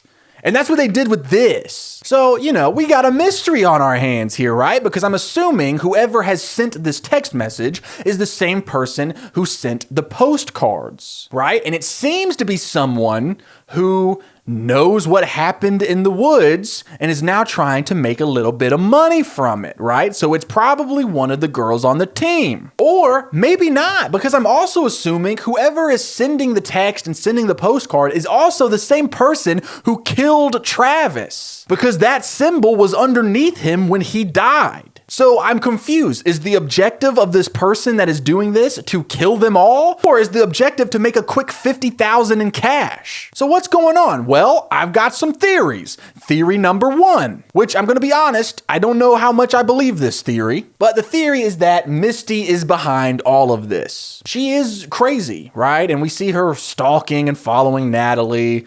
We see her being a terrible person at the nursing home that she works. She's the one who originally found Travis and said, that is one guy who did not want to be found. Why was she working so hard to find someone who didn't want to be found?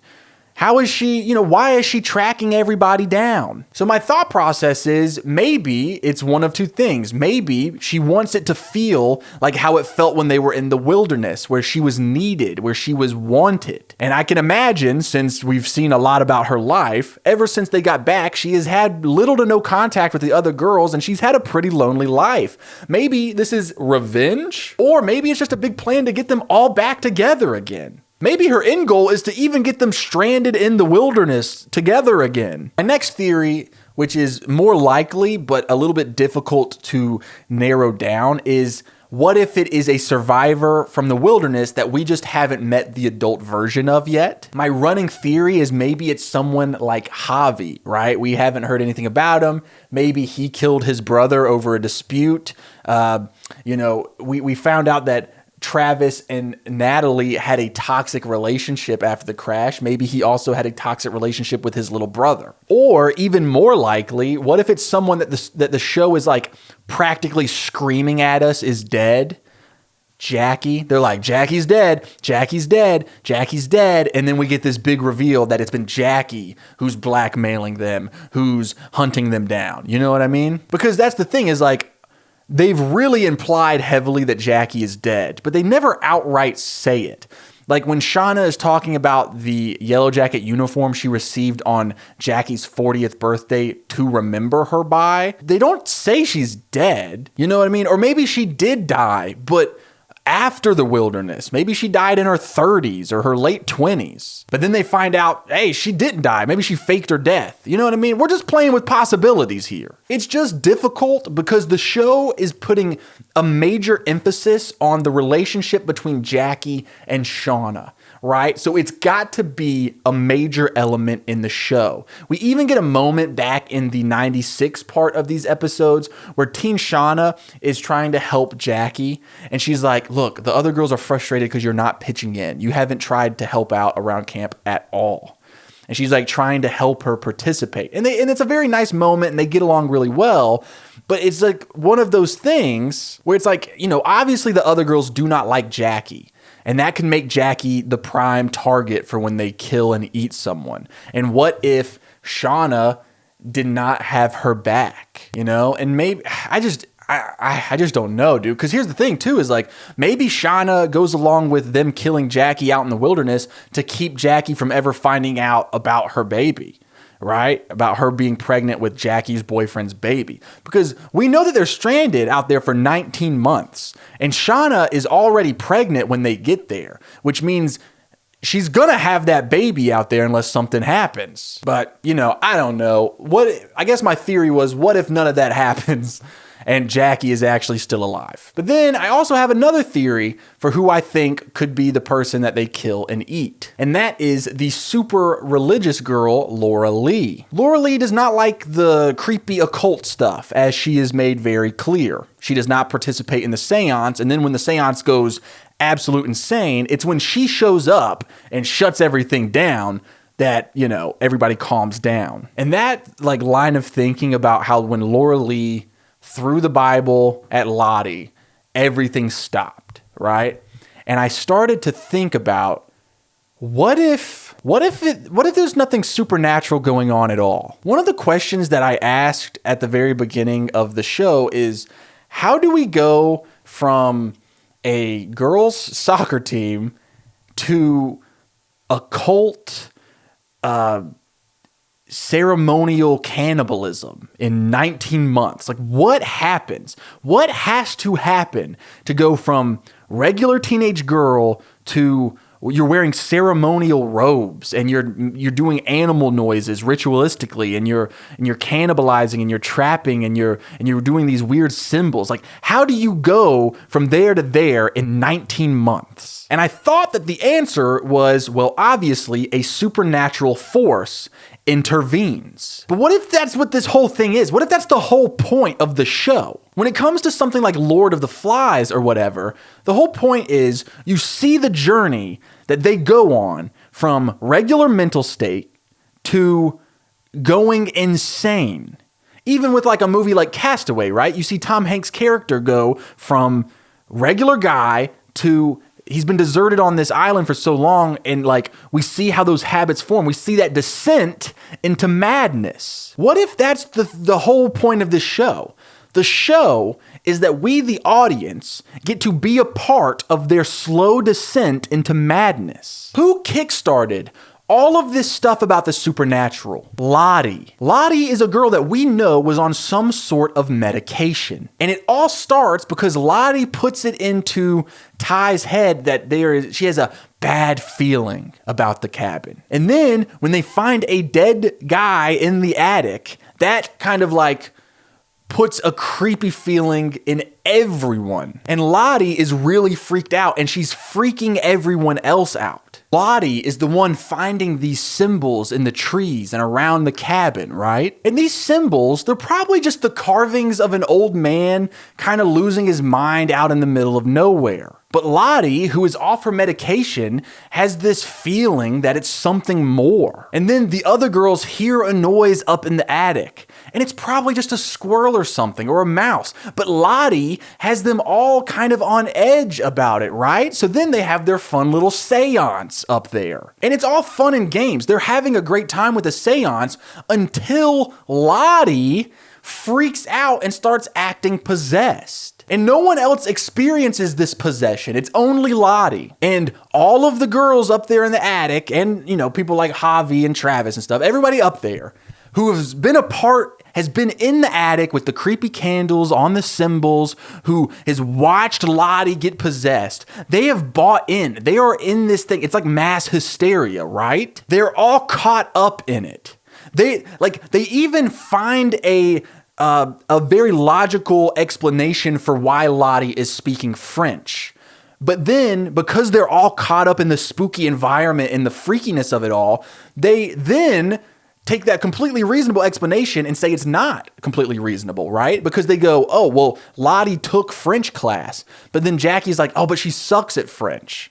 But it's like, she still took French class. And then when one of the only people that were not participating in the seance, and that is Laura Lee, she was downstairs. When she goes upstairs, the only person not caught up in the emotion of it all, not caught up in the candles and the supernatural feeling in the air, she goes up there.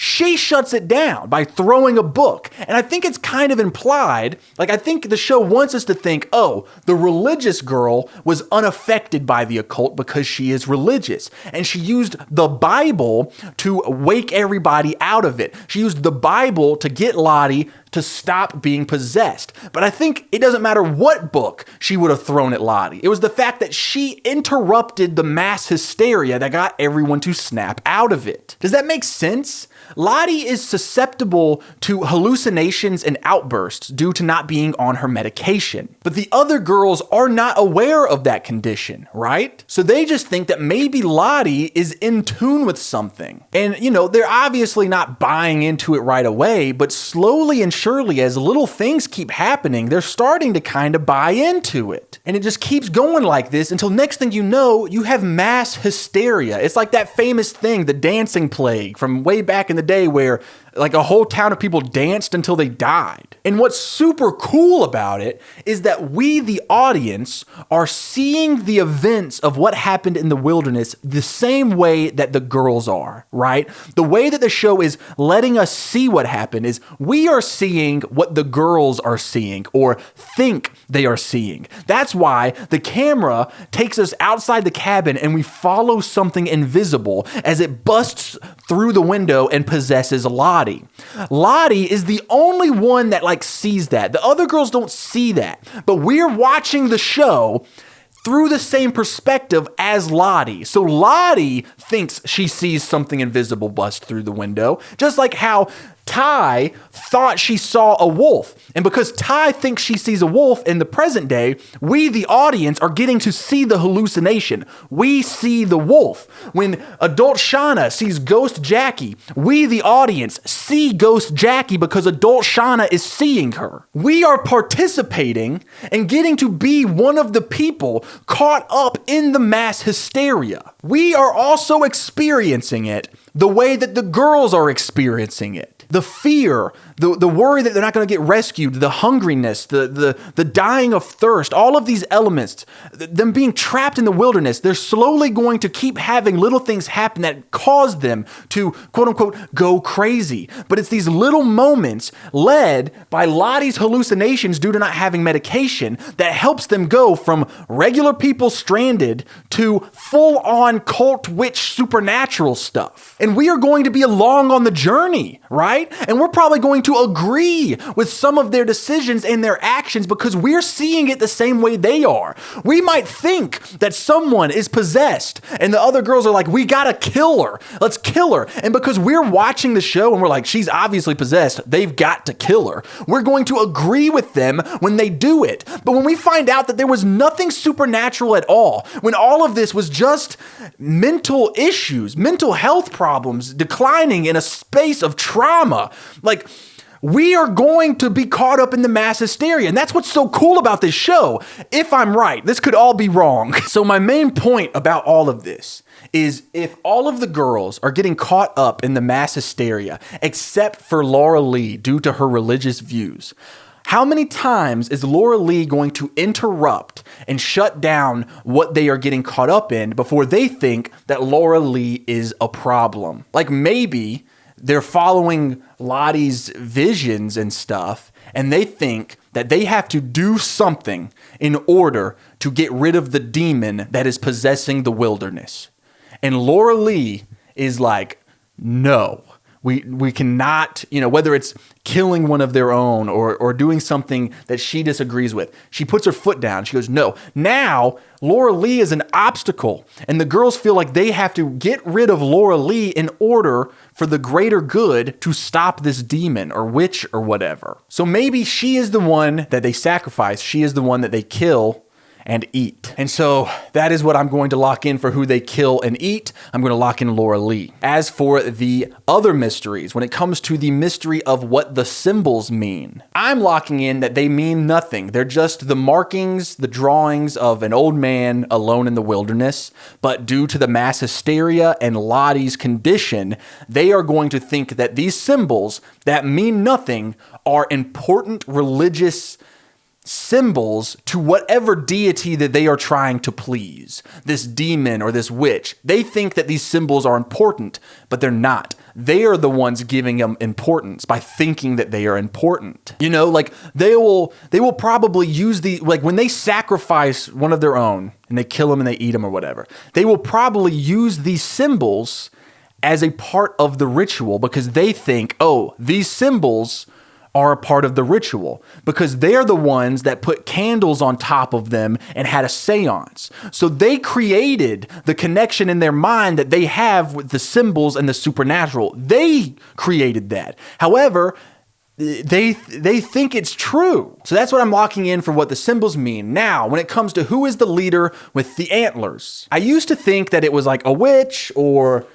some sort of supernatural being. But now I do not think that is the case. I think that the leader with the antlers is going to be whichever girl falls for the mass hysteria the most. I would say Lottie, since she is seemingly the one having the hallucinations and kind of starting the mass hysteria. Not on purpose, of course. And that's another important thing to remember is the things that Lottie is seeing, she thinks they're real, right? It's not like she's trying to manipulate everyone and trick them. She genuinely thinks the things she is seeing is real, right? And that's the whole thing. But I do not think that it's going to be Lottie. I think it's going to be one of the two girls that have shown that they are willing to do whatever it takes to end up on top or to survive. And that is Ty or Shauna. And it definitely helps that both of those characters are seeming to have continuous hallucinations in their adult lives. You know, Shauna's seeing Ghost Jackie, Ty seeing the wolves and the man with no eyes. And I don't know if it's a coincidence that she is starting to have these hallucinations at the same time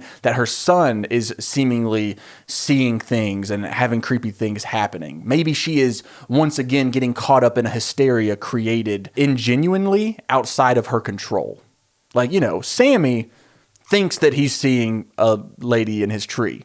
He's a kid, you know, maybe he's not actually seeing someone in his tree, but she is susceptible to getting caught up in hysteria. So she thinks there is a tree lady. Maybe she's the one that rips the eyes out of her son's doll and doesn't even realize it. She thinks it's some sort of supernatural creature or demon that she met back in '96 in the woods, but in reality, it's her own mental health issues. So I'm actually going to lock in Ty for who I think is the leader wearing the antlers when they kill and eat someone. And then that only leaves us with who is the one sending the blackmail text and postcard, and also who killed Travis. And I'm going to lock in the same thing for all of those things because I think that they are directly related. I think that whoever is doing this is someone who survived the wilderness, someone on the team who has over the years come to understand what happened to them out there. Maybe they were going to therapy and they realized that they were caught up in mass hysteria. And now in present day, they are using these same mass hysteria tools to make it happen again in order to manipulate the other girls to give them money or some other end game. And I think that is Misty. I think Misty wants friends and she's willing to do whatever it takes to get friends, as we've seen when she destroyed the black box of the plane to prevent them from ever being rescued. So maybe she killed Travis to make Natalie think that something supernatural is going on. In fact, Misty is the one that notices the pattern of the wax making that symbol in the crime scene photos. And Nat, who is vulnerable and fresh out of rehab, is like the perfect target for the first person to kind of trick and manipulate. And then she's sending postcards and text messages at the same exact time that Ty is so stressed out and worried that information is going to leak and ruin her chances at the election. Because maybe Ty wouldn't necessarily fall for the supernatural stuff right away, but she would do whatever it takes to keep her career alive. So I'm locking in Misty for that. I don't know how long this video has been so far, but I feel like I've been talking a lot. So I hope that you guys are enjoying this long and seemingly very complicated video. Hopefully you're following along if you hadn't already seen YellowJackets. If you hadn't, you really should. It's awesome. Okay, let's go watch the next couple episodes. What I saw, what I did. I just watched episodes 6, 7, and 8. And I think that I'm really onto something with the theory that I locked in the last part. Now, I don't know if you can tell from my physical or auditorial demeanor, but this costume did not work out the way I thought it would. But we are going to rock with it until it falls off. This is my YellowJackets costume for this video. But yeah, some of the stuff that we learn in these 3 episodes helps, quote unquote, prove some of the stuff that I locked in the last part, but also some stuff happens that debunks my big theory that I locked in the last part. And as a refresher, because I don't know how recently you watched 30 seconds ago, but I had this big theory about how there's nothing actually supernatural at play. This is all mass hysteria, and we, the audience, are getting caught up in it as well. And I also locked in Ty for who I think is the leader who wears the antlers, like these. And then I also locked in Misty, the adult version, for who I think is blackmailing and like sending the texts and the postcards to the adult version of the girls. I also locked in Laura Lee as who I think is going to be the girl that gets trapped in the pit and killed. And well, after watching these 3 episodes, I can tell you for a fact that I was wrong about at least one of these things. So let's just go ahead and jump in with everything that happens to the teenage version of the girls, and that is back in 1996 when they are trapped in the wilderness. Might as well start off with Lottie, who is continuing to have visions. Now, personally, I'm still under the impression that these visions are actually hallucinations due to the lack of medication that she was taking but ran out of. And I think I might be right about that, and I specified the might because we do get a flashback to Lottie's childhood in this batch of episodes that make things a little bit more complicated. We see when she is very little, she's in the back seat of her parents' car, and she just starts having a panic attack, like while they're sitting at a red light, and due to her panic attack, they're turned around trying to calm her down. They miss when the light turns green, so they do not immediately go forward. Thankfully, because if they did, they would have been totally destroyed by this giant truck that runs the red light. And then we hear Lottie's mom arguing with Lottie's dad because he's like, we're taking her to see a psychiatrist. And Lottie's mom kind of thinks that maybe she can see the future. Flash forward to 1996 when we see the teenage version of Lottie, and we see that Lottie has another vision. This time it is of a deer with bloody antlers. Bloody antlers. Okay, I'm getting a good look at myself here. This is not the super cool, creepy YellowJackets costume I thought it was going to be, but you know, fuck it, we ball. But a very interesting thing about when Lottie sees this vision of a deer with bloody antlers is it does confirm to us that it is a vision, because somebody else walks up at that moment and we see that Lottie sees the deer, but the person beside her does not, which means that it absolutely is either a vision or a hallucination of some sort. But just because the other person doesn't see it does not mean that it is not supernatural in nature, and we will get to that in a little bit. In the meantime, we can talk about some of the teenage drama between all of the girls. Ty and the goalie, Van, we know that they're kind of together. We actually see them skinny dipping in the lake in the middle of the night together. And this is the first time that we hear Ty talk about her plan. She wants to start hiking south to see if she can find any help. Her thought process was they are running out of food. There hasn't been much deer that has been hunted by Natalie and Travis, and when the winter comes, they're kind of screwed. We also get a moment where Shauna tells Ty that her baby that she is pregnant with is Jeff's, who, I know that the way that this show works, it makes it look like Jeff is an old man. He is a teenager at this point of the story. It's not like a certain show where the teacher is dating one of the students. Never trust teachers! Some other drama. Natalie and Jackie get into an argument back at the cabin. So, you know, add that to another person on the team that seems to just kind of be sick of Jackie. And then the one person who is sticking up for Jackie is, you know, pregnant with Jackie's boyfriend. So she's kind of getting hit from all sides here. Back to Lottie, who a lot is going on here. She's either losing her mind or seeing the future. Jury's out. She wakes up in the middle of the night because she hears noises out in the woods outside of the cabin. And so she goes to check it out. And when she goes out there, she sees Ty like in the middle of the woods eating dirt, and it looks crazy. And then the question that we are handed in this moment is, what she's seeing real or just a hallucination? But Lottie is pretty convinced that she is going crazy. So she goes and speaks to Laura Lee about religion. Laura Lee, our resident super Christian, tells Lottie that visions are God's way of communicating to us. And, you know, she tells her all about like the prophets from back in biblical times. And that's where Lottie asks, well, you know, How did they know that they were having visions from God and not just going crazy? And Laura Lee is like, because they truly believed them. So now it seems like Laura Lee thinks that Lottie might be a prophet of the Lord. But we, the audience, know that Lottie was taking some sort of medication and it ran out. So, maybe there's a correlation there. Laura Lee then actually baptizes Lottie in the lake near the cabin. And when she does this, Lottie is looking up at Laura Lee and has a vision of fire and light. And Laura Lee says, "That's the Holy Spirit.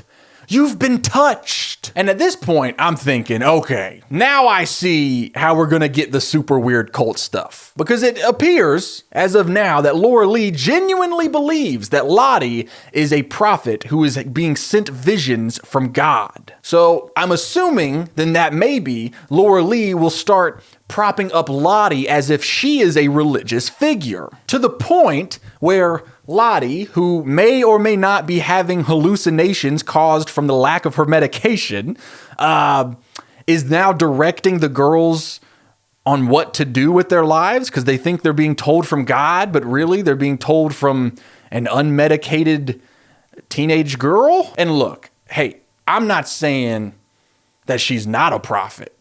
I'm just saying we got to explore all the options. So if I was just going to stop right here and just lock in my predictions as of this moment, which I'm not, but if I did, then I would be like, okay, Lottie, obviously the leader. She's the one wearing the antlers. Laura Lee is her disciple. So I wouldn't lock in Laura Lee for who they trap and kill. But then we learn so much more after this. So I'm not going to lock those in, obviously. Natalie and Travis, they are out hunting. They manage to see a deer. They shoot and kill it. They bring it back to camp. And it is the exact same deer that Lottie saw in her vision with the bloody antlers. They cut it open. It's filled with maggots. When Lottie sees this, she's like, I'm not crazy. Which then Laura Lee goes, of course not. You have a gift. And now this is where I get a little confused because she saw that deer in her vision. So it's maybe it's true.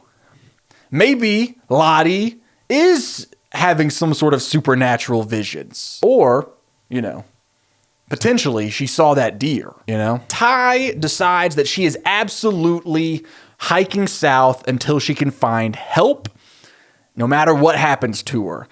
Probably her decision was fueled by the fact that the only deer that they've caught in a long time was sick and they can't eat it. But Ty is not going alone. Van, Ty's girlfriend, Misty, and a couple of the other girls are, we don't really know a lot about them. They are going to go hike south to try to find help. And before they go, Lottie, they burned the sick deer completely to ashes, but one of its bones managed to not be burned. And so Lottie takes that bone, gives it to Van, and says, take this, it'll keep you safe. And then Lottie tells Van about a dream that she had the night before. She says, there was red smoke and a river of blood. Yeah, Lottie is full-blown Messiah complex at this moment. Anyway, the girls head south to find help. Meanwhile, back at the cabin, Jackie actually confronts Shauna about why she has been acting so weird. Shauna tells Jackie that she is pregnant, but she doesn't say that Jeff is the baby daddy. She says it's this other guy.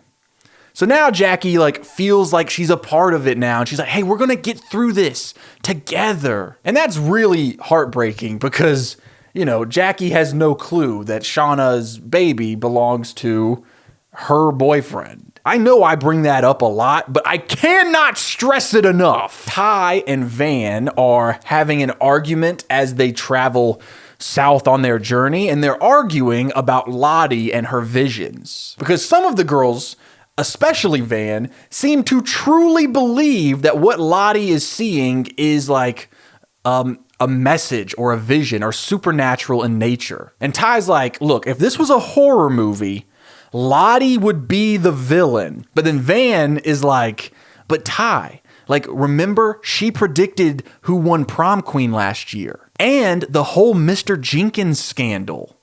And so when I hear that, I'm like, okay, Lottie's been predicting shit for years now. Maybe there is a supernatural element. I don't know. Well, you know, before we start getting into this big debate over can we trust Lottie's visions or not, let's talk about what happens next. The girls that are hiking south find a river, but they can't drink from it because it is red. Blood red. It's not from blood. It's probably like an iron cavity thing, but the water is red, just like Lottie's river of blood that she dreamt about and warned Van about. And then as they're standing there at this river of blood, their compass stops working. It's just spinning in circles. And that's when Van brings up something that Lottie said when they found the guy's plane. She said it didn't want him to leave. And Ty is like, you guys are being stupid. Because at this point, the other girls, they're all like, oh my God, Lottie is right. Lottie is right. And Ty is like, are you telling me that you believe that the forest kept that man from leaving? And you think that this forest is keeping us from leaving?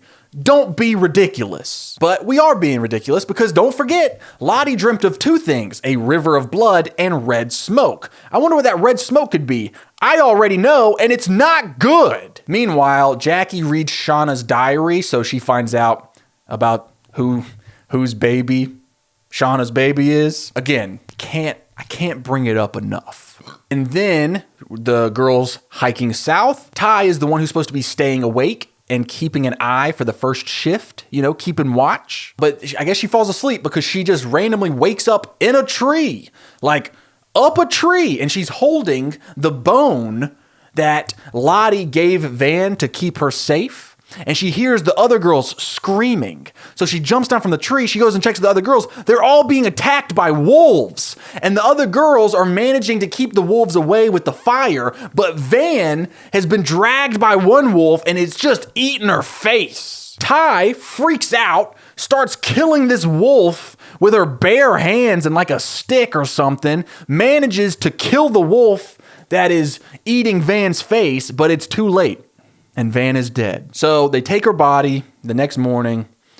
They go to light it on fire so that way her body gets burned and other animals don't come and start picking apart her body as they move on without her. And then she wakes up. She's not dead. She wakes up as they're burning her alive. Pretty wild, but she's okay. They have to get her back to the cabin so that she can have medical attention, which they managed to do. But she is in rough shape. They give her some stitches, but it looks like she's going to be all right. Ty is freaking out because she slept-walked, apparently, and ended up in a tree when she was supposed to be keeping watch. She tells Shauna about it because now her and Shauna kind of have this relationship of secrets. Shauna told Ty about her pregnancy and so forth and such on. And so Shauna's like being a good friend, staying awake so that she can watch Ty sleep. So that way Ty can get some sleep and not worry about, you know, I don't know, perhaps going out into the woods and eating dirt in the middle of the night. That's right. I want to bring into question one of Lottie's visions. The vision that she saw a hallucination of Ty in the woods eating dirt in the middle of the night. I'm starting to think that might have not have been a vision. I think it might have been what actually was going on, because let me tell you about what happens in present day. I'm jumping ahead a little bit, but spoiler alert, we're going to see adult Ty eat some dirt. Meanwhile, Laura Lee makes a big announcement to all the other girls that she is going to try and fly the plane that they found south to get them help. She's been studying the pilot's manual that they found in the plane, and she had seen her grandpa fly planes when she was growing up. So she's like, guys, I think I can do this. So, you know, she's kind of being a badass about it. All the other girls help clear the runway. The coach and Travis, they're all making it happen. Laura Lee gets in the plane. It starts. She goes. It takes off. The plane is actually flying. Everyone down at camp is freaking out. They're like, she's doing it. She's going to save us. And then a fire starts in the plane, and the plane blows up. And they all watch as Laura Lee explodes in the sky in a ball of red smoke. Just like Lottie's dream. Come on. I mean, there has to be a supernatural element to this, right? When Lottie was being baptized in the lake by Laura Lee, and she looked up at Laura Lee's face, silhouetted by the exact area where the plane would later blow up and explode, and she just sees fire and light. Come on, dude. I'm starting to believe.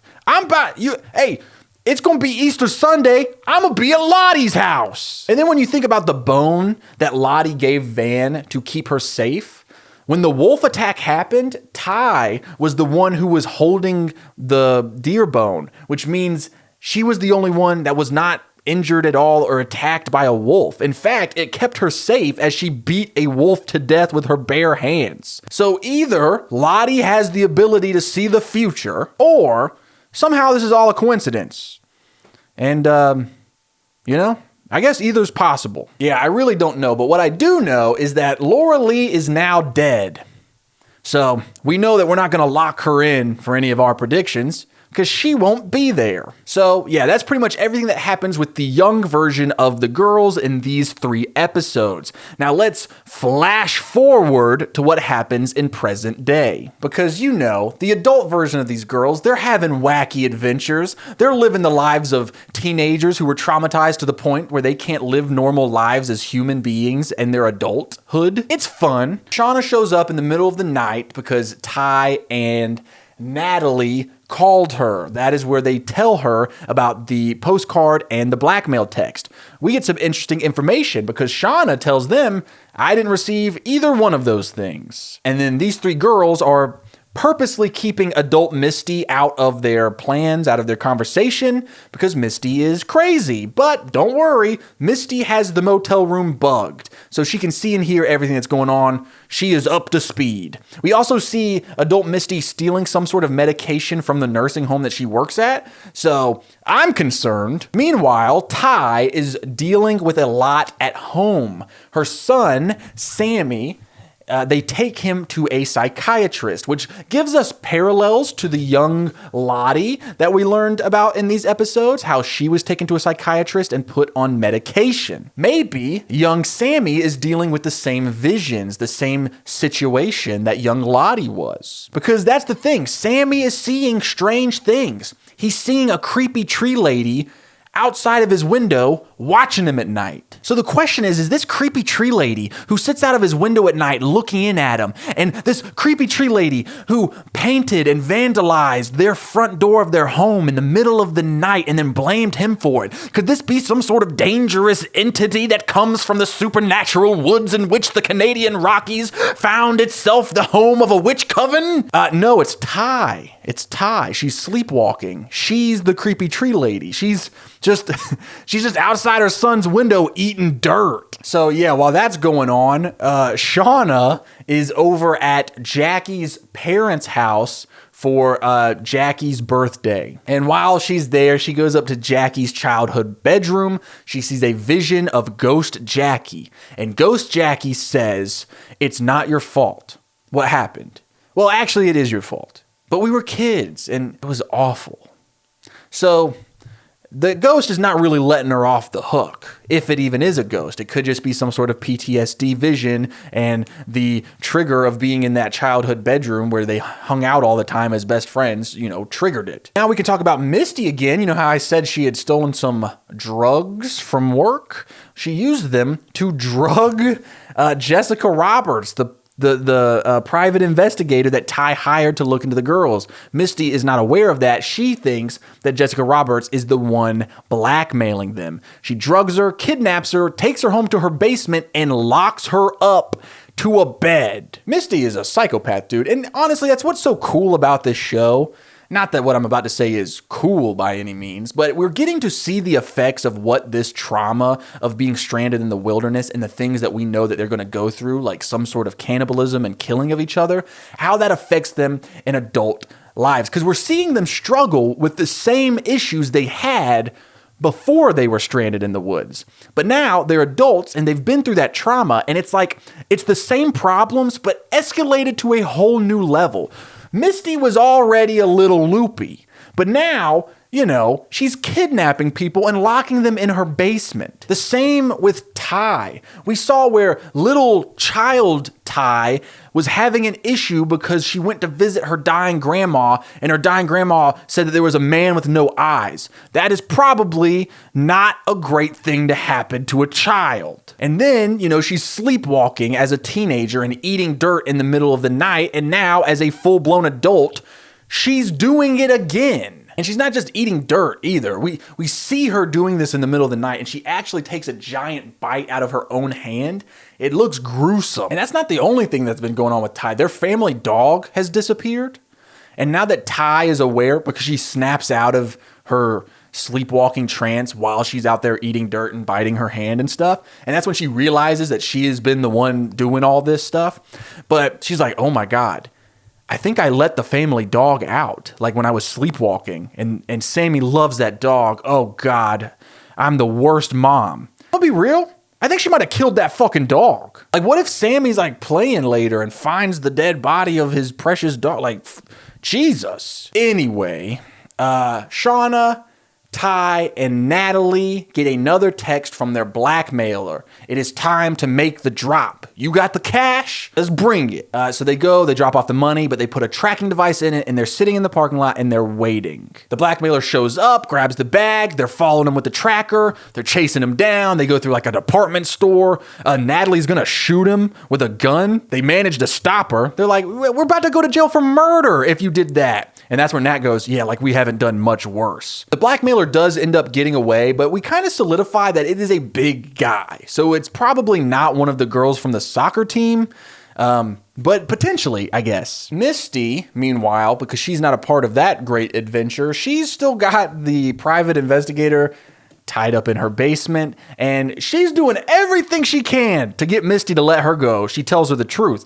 She says, Ty hired me to look into it. Misty doesn't believe her. But then Jessica Roberts goes, hey, I think Travis was murdered too. And that gets Misty's attention because the PI was actually at Travis's house right before he was murdered because she was, trying to get him to talk, but he wouldn't. And then she was looking into his bank records and someone pulled out all of his money in his bank account the day after he died, which means that the person who killed him probably also emptied out his bank account. So now we have some actual proof or evidence that Travis was murdered. Because up to this point, it was really just a toss-up because it was like Natalie just had a feeling that someone killed him. And then there was like, of course, the coincidence of the postcard happening all at the same time. So now let's talk about my theory for who I think the blackmailer might be. The entire time that we've been getting this storyline between Shauna and her new boyfriend, Adam, I've been very suspicious of Adam. And something happens that makes me think I was absolutely right to be suspicious. And I'll explain in a second, but here's a couple of my theories about Adam. I think maybe Adam could be Javi? Maybe? I don't know if that makes sense. I don't know if Shauna wouldn't be able to recognize Javi at this age. And then I was like, okay, well maybe Adam is actually the coach's son, because we get a conversation between the coach and Travis where the coach gives him a bunch of condoms and he's like, hey, the pull-out method sucks, bro. And it's like, I guess just kind of a funny moment, but it could have meant that the coach has some experience knowing that it can cause pregnancy, which would mean that the coach has a son or a daughter out there before he crashed in the wilderness. Maybe that son is Adam, who is now grown up and trying to get to the bottom of what really happened to his dad out in the wilderness. Again, I don't know if the timelines add up. And then the wind kind of got, blown out of my sails because then we get a scene with the coach and Natalie where the coach tells Natalie that he's gay. So unless he's bi, it's probably not likely that he had an accidental child due to the pull-out method. But I still think that line of thinking is proper. Like, this could be a relative or someone that was wanting to get to the bottom of what actually happened out there. And so maybe he is the blackmailer. And then something happens that's like, oh, I think he definitely is the blackmailer. It all starts when Shauna's daughter is trying to Google him and see who he is, and nothing comes up online. Then Shauna calls the college that he told her that he went to. No record of him being found. And that's when Shauna's daughter like kind of pitches the idea that, hey, maybe he's just trying to get close to one of the YellowJackets so he could sell the story and make a bunch of money. So Shauna goes and visits Adam, starts grilling him. Why'd you lie to me about your college? What's your real name? Do you even have siblings? It's something like that. He does say that he has a sibling, which I locked onto. He says he has an older brother, but you know, he says he like lives in Detroit and works at a mill or something like that. And so I don't think the Javi thing is gonna work. But also, you know, he said he has a brother.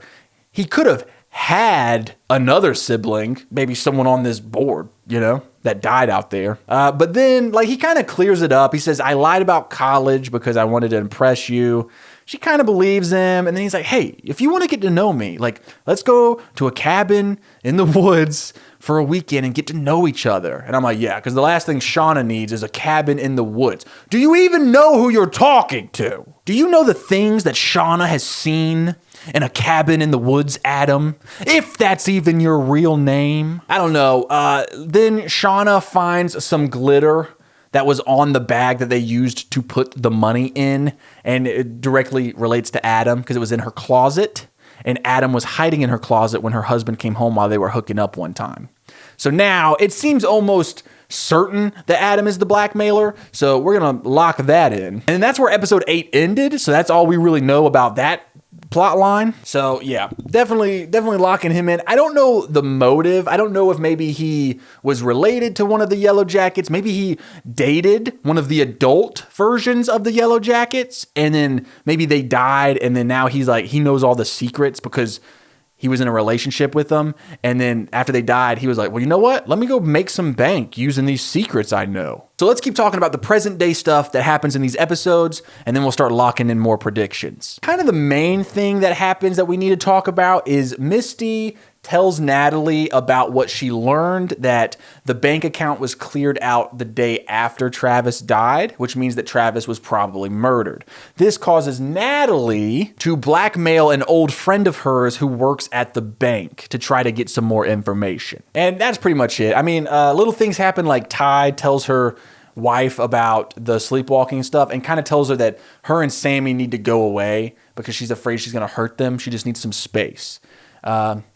Yeah, that's pretty much all that's happening. I mean, Misty still has the PI locked up in the basement, but yeah. So as for locking in our predictions, our theories, we're going to lock in Adam as who is the blackmailer. However, I do not think that he is the one who killed Travis. I think that these are two separate entities now. There is a blackmail going on, and then there is a murder going on. My theory is that Travis was killed by one of the girls who survived the wilderness, and now they're an adult, but we haven't met them yet. That is my big theory. I think we have met adult Shauna, we have met adult Natalie, we have met adult Misty, and we have met adult Ty. But there are other survivors. We've heard them say the others or the other girls. We know that other girls managed to survive the wilderness. We just haven't met them in modern day yet. My theory, Lottie. I'm thinking they're rescued, she goes back on her medication, and she kind of levels out for a few years. Then she stops taking her medication again, and now it's back to vision time, baby. So I don't think she is the blackmailer. I think maybe she killed Travis and had the candles in the shape of the symbol beneath him. That feels more her. And then there is the, we need to lock in who is the girl that they trap in the pit and kill and eat. The show really wants us to lock in Jackie for this, as if they know that I'm doing this, but they want us to think that Jackie is the one that they kill and eat. I can just feel it. So I'm not going to lock that in. I'm not going to fall for it. I think it's going to be someone that is like surprising, but not too surprising, because now that like a few people have died and we've seen adult versions of some of the girls, that doesn't leave that many suspects for who it is. Like, you know, it's obviously not Natalie or Misty or Ty or Shauna because they live to adulthood. And we know it's not Laura Lee because she's dead. And then there's like Van, who got mauled by a wolf. And so she's not dead, but I don't imagine that they would like kill and eat her too, you know? It's like she's been through enough. Guys, we're not animals. So that just leaves like, I don't know. It could be her, or Jackie. We know Jackie probably dies. But you know what? There is also Lottie too. But I was going to lock in Lottie for the leader with the antlers, right? So they wouldn't kill and eat the leader. Unless, of course, because we get a moment in this episode when adult Ty is talking to adult Shauna. And they are talking about Natalie and why Ty keeps like paying for rehab and doing these things for Natalie, even though she's being self-destructive. And she says it's because Natalie doesn't have anyone. And then she says something very interesting. She says, plus we wouldn't be here if it wasn't for her. What if, hear me out, Natalie kills Lottie, and in the pit, and they eat her. But she steps up and dethrones Lottie, kills Lottie. She's the one that's the leader. She's doing all this culty witch stuff, starting to pick each other off one by one. Natalie steps up, kills Lottie, saves the day, which would mean that we lock in Lottie for both the leader with the antlers and the girl who falls in the pit. Sure, that sounds good. I'll go with that. I'm gonna lock that in, and then I need to lock in a prediction for what the symbols mean.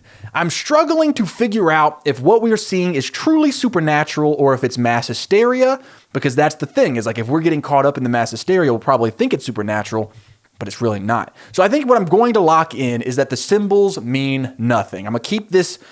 I locked this in last time. I'm going to lock it in again. The symbols don't mean anything. It's just what this man was carving around. Maybe he used it to keep track of where he was so he didn't get lost.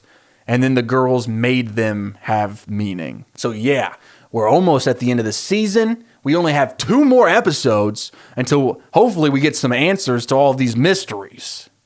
I'm very excited to keep watching. I'm loving this show a whole lot. Let's go watch the next episode. Hello, Misty. You crazy bitch. It's been a while. I take it you know why I'm here. Okay, I'm out of here.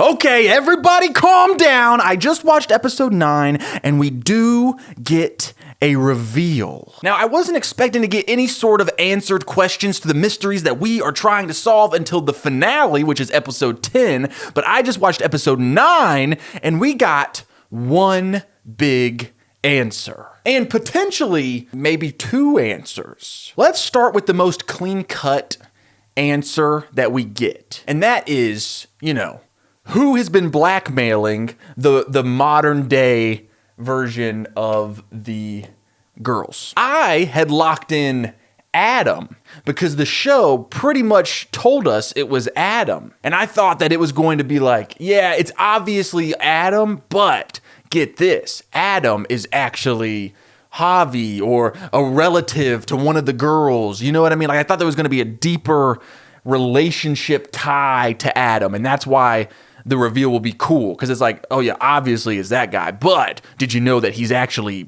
blank? Nope, I was wrong. I was very wrong. I fell for a red herring, which always infuriates me, because whenever I'm doing these videos, I'm like never going for the obvious answer, and sometimes it comes back to bite me. Sometimes I'm like, hey, some shows are just, they're not trying to trick me all the time. Sometimes what you see is what you get.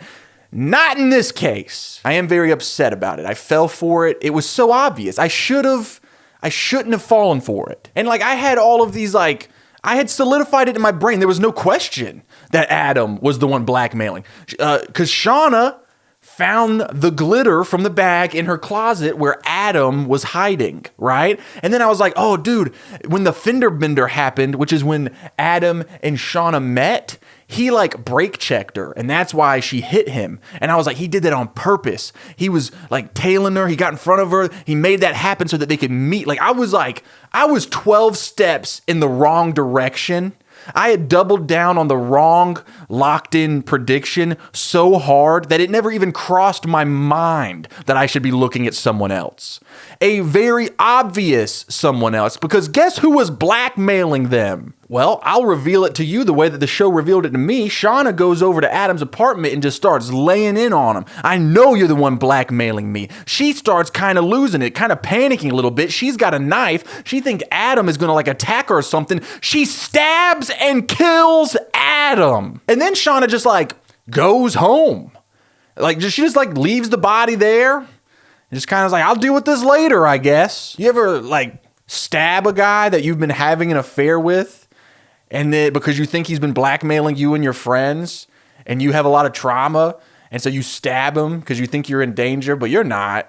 But you don't know that. And then you just go back to the crib afterwards. Then she gets home and she checks the safe that's in her closet, which was previously missing her journals. And she was like, that is how Adam knew about the symbol and knew about what happened out there. He broke into my safe and stole my journals because her journals were gone. But then when she gets home and checks the safe, the journals are back in there. And she's like, oh no. Because that means that the person who has been blackmailing her and her friends is her own husband, Jeffrey Jefferson. How, like, so obvious, Chase. How the fuck did you miss that? I'm really losing my edge. I want to sincerely apologize to all of my viewers who have subscribed to this channel because they know that I am a good detective. I've really let you guys down. And I sincerely promise, I will never mess up like this again. Anyway, I'm about to mess up like that again. But before we get to that, Jeff was into some debt with a loan shark. And so he needed some money quick. So he was like, well, I'll just quickly blackmail this lady that's running for Senate. I'll blackmail this lady who obviously hangs around drug dealers and stuff. She could probably get cash. And then, and Misty, he should not have brought Misty into this. And that's why Shauna did not receive a postcard or a text message about the blackmail. He did not want to involve his wife. He was just trying to do this without her knowing. And that's when we find out something else. Jeff was not cheating on Shauna like how Shauna thought. So what happens is, Jeff admits that he was blackmailing everybody. And Shauna goes, oh no, Jeff, I just killed a guy. And this is kind of a hilarious scene because she's so nonchalant about it, and Jeff is freaking out. He's like, "What are you talking about? You just killed a guy." She's like, "Yeah, I thought he was blackmailing us. I killed him." And Jeff's like, "What?" Shauna's like, "Yeah, I killed the guy that I was cheating on you with." And he's like, "Fucking what?" Shauna's like, "Come on, grow up. We both know you were cheating on me. I'm cheating on you." And he was like, "I was not cheating on you, Shauna. The lady you saw me with at the hotel worked for the loan shark. I'm scared to death of that lady." So Shauna's like, "Oh, so wait, you really thought I was at book club this entire time?" And Jeff's like, "There's not a book club!" Shauna kind of sucks, dude. And Jeff, kind of a stand-up guy, because then Jeff is like, "Hey, look, I'm going to go to the police. I'm going to say I found out about my wife's lover and I killed him. And I'm going to take the blame." You mean after all of what we just found out, that your wife killed a guy and cheated on you with that guy, and you're going to be like, "You know what? I'm going to do the right thing. This is on me, guys." And they have this whole conversation, and Shauna's like, "Wait, you read my journals?" And he's like, "Yeah, years ago." He's like, "I needed to know what happened to you out there. Like, something happened. I thought maybe one day you would come to me and tell me, but you never did." And Shauna's like, "So you've known this entire time what I did out there, and you still..." And he's like, "Of course I still love you, Shauna." And that's where everything makes sense about Shauna, right? This show is great because in a scene that has nothing to do with who Shauna really is as a person, there's no verbal dialogue being like, "This is why I am the way I am." But we just learned so much about her in this scene when Jeff and her talk about those journals, and she goes, "Wait, you knew this whole time and you still..." And he goes, "Yes, of course I still love you." Shauna has spent the last 25 years thinking that she was in a loveless marriage. She thought that. She wasn't.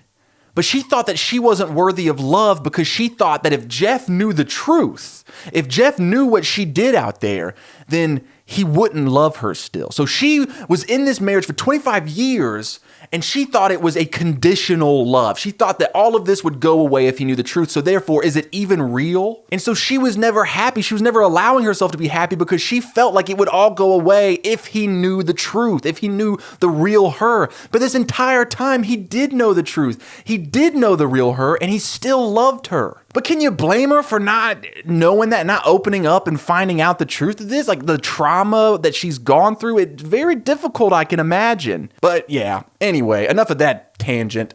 We got the big reveal of who was blackmailing them. It's Jeff. But here's the thing. I do not think that Jeff killed Travis, right? So I no longer think that the blackmailer and the killing of Travis are the same person, which we did talk about in the last part, that I thought that those were separate.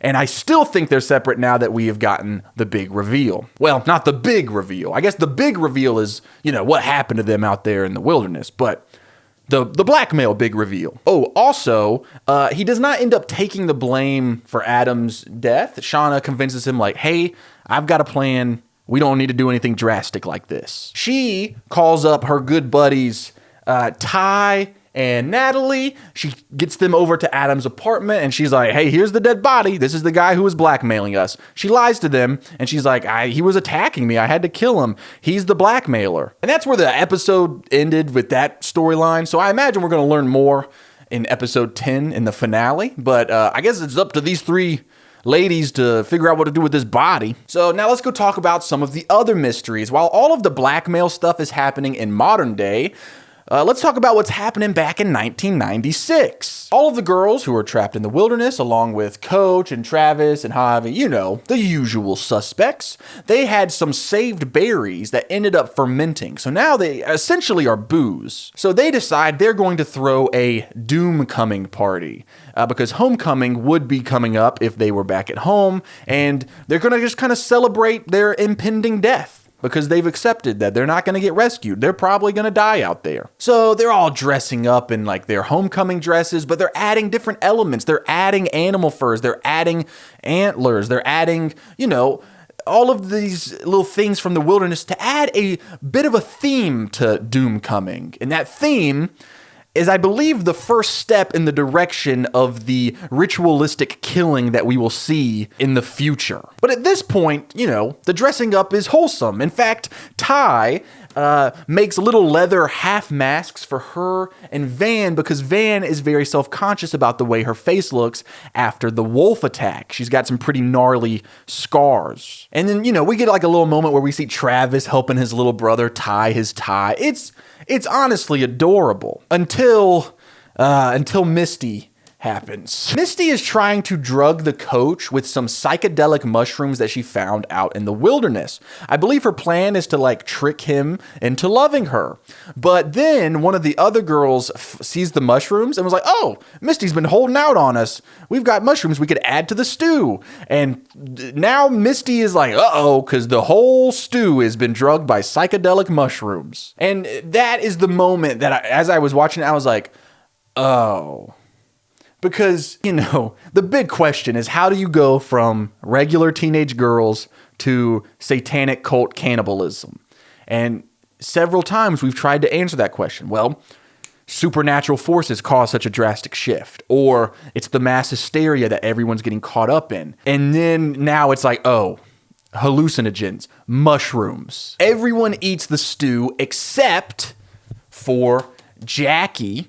And it's important to add that Natalie has experience with that type of drug, so it is not affecting her as much as it is everyone else. She has a bit of a tolerance. Jackie is not eating the stew, so she's completely sober, but she is going like scorched earth. She is so furious after finding out that Shauna was sleeping with her boyfriend, Jeff, who ends up blackmailing them, that she is like, I'm not going to die a virgin. So her plan is to seduce Travis. And, that's not a great plan because everyone knows Travis and Natalie are a thing, even though they had a big fight and they kind of broke up. And so, Jackie's not aware of the mushrooms, but Travis has been drugged, right? And so she sleeps with Travis, even though Travis is like, but wait, I love Natalie. And she's like, don't be so naive. You're dumb.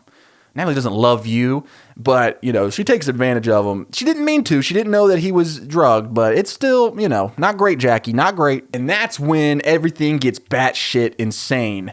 In large part due to Lottie. Lottie is really feeling the mushrooms, dude. And we see her for the first time switch from being this kind of like happy-go-lucky, just kind of worried or anxious person due to everything that she's experiencing. And she kind of flips a switch and becomes antagonistic. We see her take on like a strong persona. She steps up, giving leadership qualities. And she tells the girls, something is coming. We won't be hungry much longer. And I truly think that the combination of her not being on her medication and her now taking hallucinogen drugs has created a new direction for her to go in. And, and it also is like her predictions keep coming true, right? So at what point do you keep hitting home runs that you're like, I'm a good batter? And then when Laura Lee was alive, you got her being like, you are the voice of God. At what point do you just go like, you know what? Maybe I am. So all the girls are tripping and stuff. And someone's like, where's Travis and Jackie? And the other one's like, they ran off together. And Lottie goes, we should find them. He doesn't belong to her. Well, first of all, Lottie, he is not anyone's property. He is a person. But yeah, all the other girls kind of caught up in the emotions and the drugs. They're like, yeah, how dare Jackie do that to Natalie? Let's go find them. And so Lottie leads the girls and they're running through the woods. And this is where we see that transformation happen. Because now they're all making animal noises and they're howling. They're become a pack of wolves. And it really feels like they're about to go find and kill Jackie, dude. They're caught up in the mass hysteria. They're caught up in the mushrooms. And now they are acting like how we saw them act in the opening scene of episode 1 when they hunt down and kill one of their own. But they do not go and kill Jackie. They go and they find Jackie and Travis. They throw Jackie in a closet and lock the door. And then they take Travis. Travis takes off. He's like, what in the world? Because they're trying to eat him alive. They get Travis down in a chair and they're just like biting his ear and stretching it. And at first you're like, oh, are they all trying to like get with Travis? But no, they're trying to eat him. So yeah, he takes off running into the woods. They're chasing after him. Everybody's chasing after him. They've got like the hunting knives. And something that's really important to bring up is before Lottie takes off after, with all the other girls after Travis, she does have a little bit of a moment with Jackie where Jackie goes, Natalie doesn't even, and Lottie goes, it's not about her. This has nothing to do with her. Don't you understand? You don't matter anymore. And this is just like Lottie is full on, like everything that she says is just like, God told me to say this. Nature spoke to me and I am its lips to help speak for nature. I am the Lorax. I speak for the trees. She's talking like an oracle or a fortune teller. It's insane, dude. So all the girls are just chasing down Travis. And as we're seeing the scene of them chasing down Travis, we see where flashes, I don't know if it's because of the mushrooms, but they're all getting carried away to where they think that they're wild animals. But then something transitions to where Shauna is looking at Travis.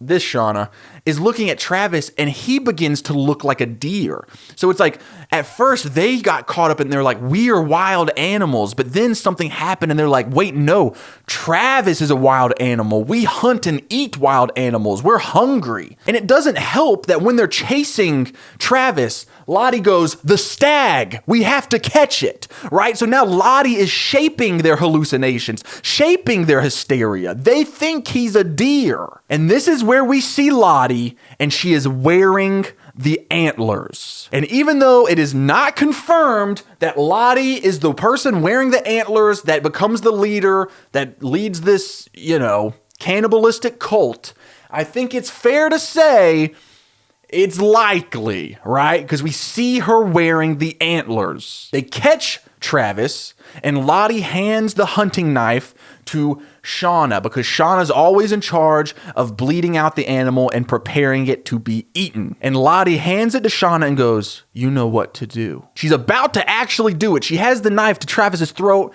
and that is where Natalie and Jackie manage to show up and shut everything down. They are the only ones seeing straight. And, you know, due to them showing up and trying to shut everything down, Travis manages to escape. And Lottie looks at the girls and goes, "Don't you see? It's in all of us. It's in him." And that's where Jackie just loses it. She's like, "Enough of your crazy bullshit." And that's the end of the episode for that. So I imagine we'll get to, it's going to be an awkward day at camp tomorrow when everybody wakes up and was like, "Oh, last night was crazy, dude. We tried to eat Travis." Or is it permanent at this point? Are they too far gone in the mass hysteria? Are they going to wake up and be like, "No, we got to find that guy so we can eat him"? You know, are they just permanently like, Lottie is God, dude. We got to do what she says. So, you know, everything that happens this episode, I'm going to make the same mistake as I alluded to earlier. And I know that the show is blatantly being like, they showed Lottie with the antlers on, just like how we saw the glitter damning Adam to be the blackmailer before hitting us with a twist. But I am going to make the same mistake because I do not know how it could possibly be anyone other than Lottie who is in charge of this cannibalistic psycho cult. You know, who else is going to be the one wearing the antlers? She's the one that speaks for God. She convinced an entire group of girls to try to hunt and kill Travis. She's got practice. But, you know, I guess the craziest thing that could happen is next episode, Lottie dies, which means that it can't be her.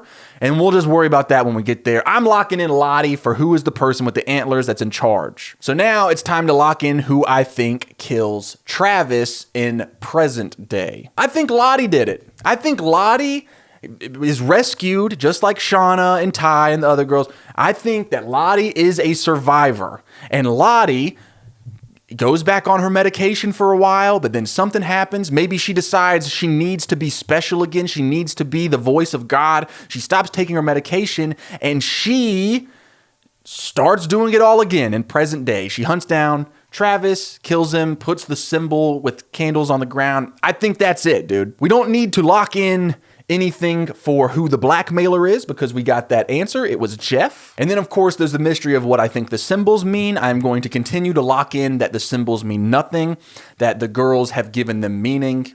They don't mean anything. And finally, who is the girl in the opening scene of episode 1 that falls into the pit and is eaten? And this is where I'm not going to go with the obvious answer. I'm going to try to not make that same mistake I made with Jeff, and I'm going to go a little bit out there. The show very obviously wants us to think that it's Jackie who they kill and eat. She has a problem with all of the girls. She's the only one rational when the mushrooms hit and everybody tries to hunt and kill Travis. The whole thing feels very her versus everyone else, including her best friend Shauna, because remember, Jackie knows that Shauna slept with Jeff. So in my mind, I'm like, there's not that many possibilities for who they hunt down and eat, right? And then I'm like, well, what if the show, like, what would be more shocking than for the show to make the reveal of who they hunt down, kill, and eat, than be someone that we were certain it wasn't? Having someone die that we think survives. And what I'm trying to say is, what if one of the girls in present day, the adult Shauna, the adult Ty, the adult Misty, the adult Natalie, what if one of them is not who we think they are? The first time in the show that we see adult Misty, it's not completely clear that it's Misty. And in fact, I thought that the actress kind of looked like Jackie, right? And so that got my gears turning where I was like, well, what if one of the girls in present day is Jackie? Like, what if we're watching the 1996 part of the show and randomly in an episode, Natalie dies. And we're like, what? Natalie can't be dead because we've been seeing adult Natalie this entire time in present day. So now we're absolutely shocked. And then we find out that adult Natalie is actually adult Jackie. What if whenever they got rescued, Jackie decided she didn't want to be Jackie anymore? Or maybe something happens with Natalie where they're like, we got to pretend like Natalie's still alive. Like for whatever reason, teenage Jackie becomes adult Natalie. Because, once again, the show does such a wonderful job with casting where the young versions of the characters look identical to the adult versions. I mean, look at adult and teenage Shauna. Adult and teenage Ty. Adult and teenage Misty is, practically identical. And the only two that don't exactly match are adult Natalie and teen Natalie. Now, I know I look stupid because it's like, oh, because one of them's brunette and one of them's blonde.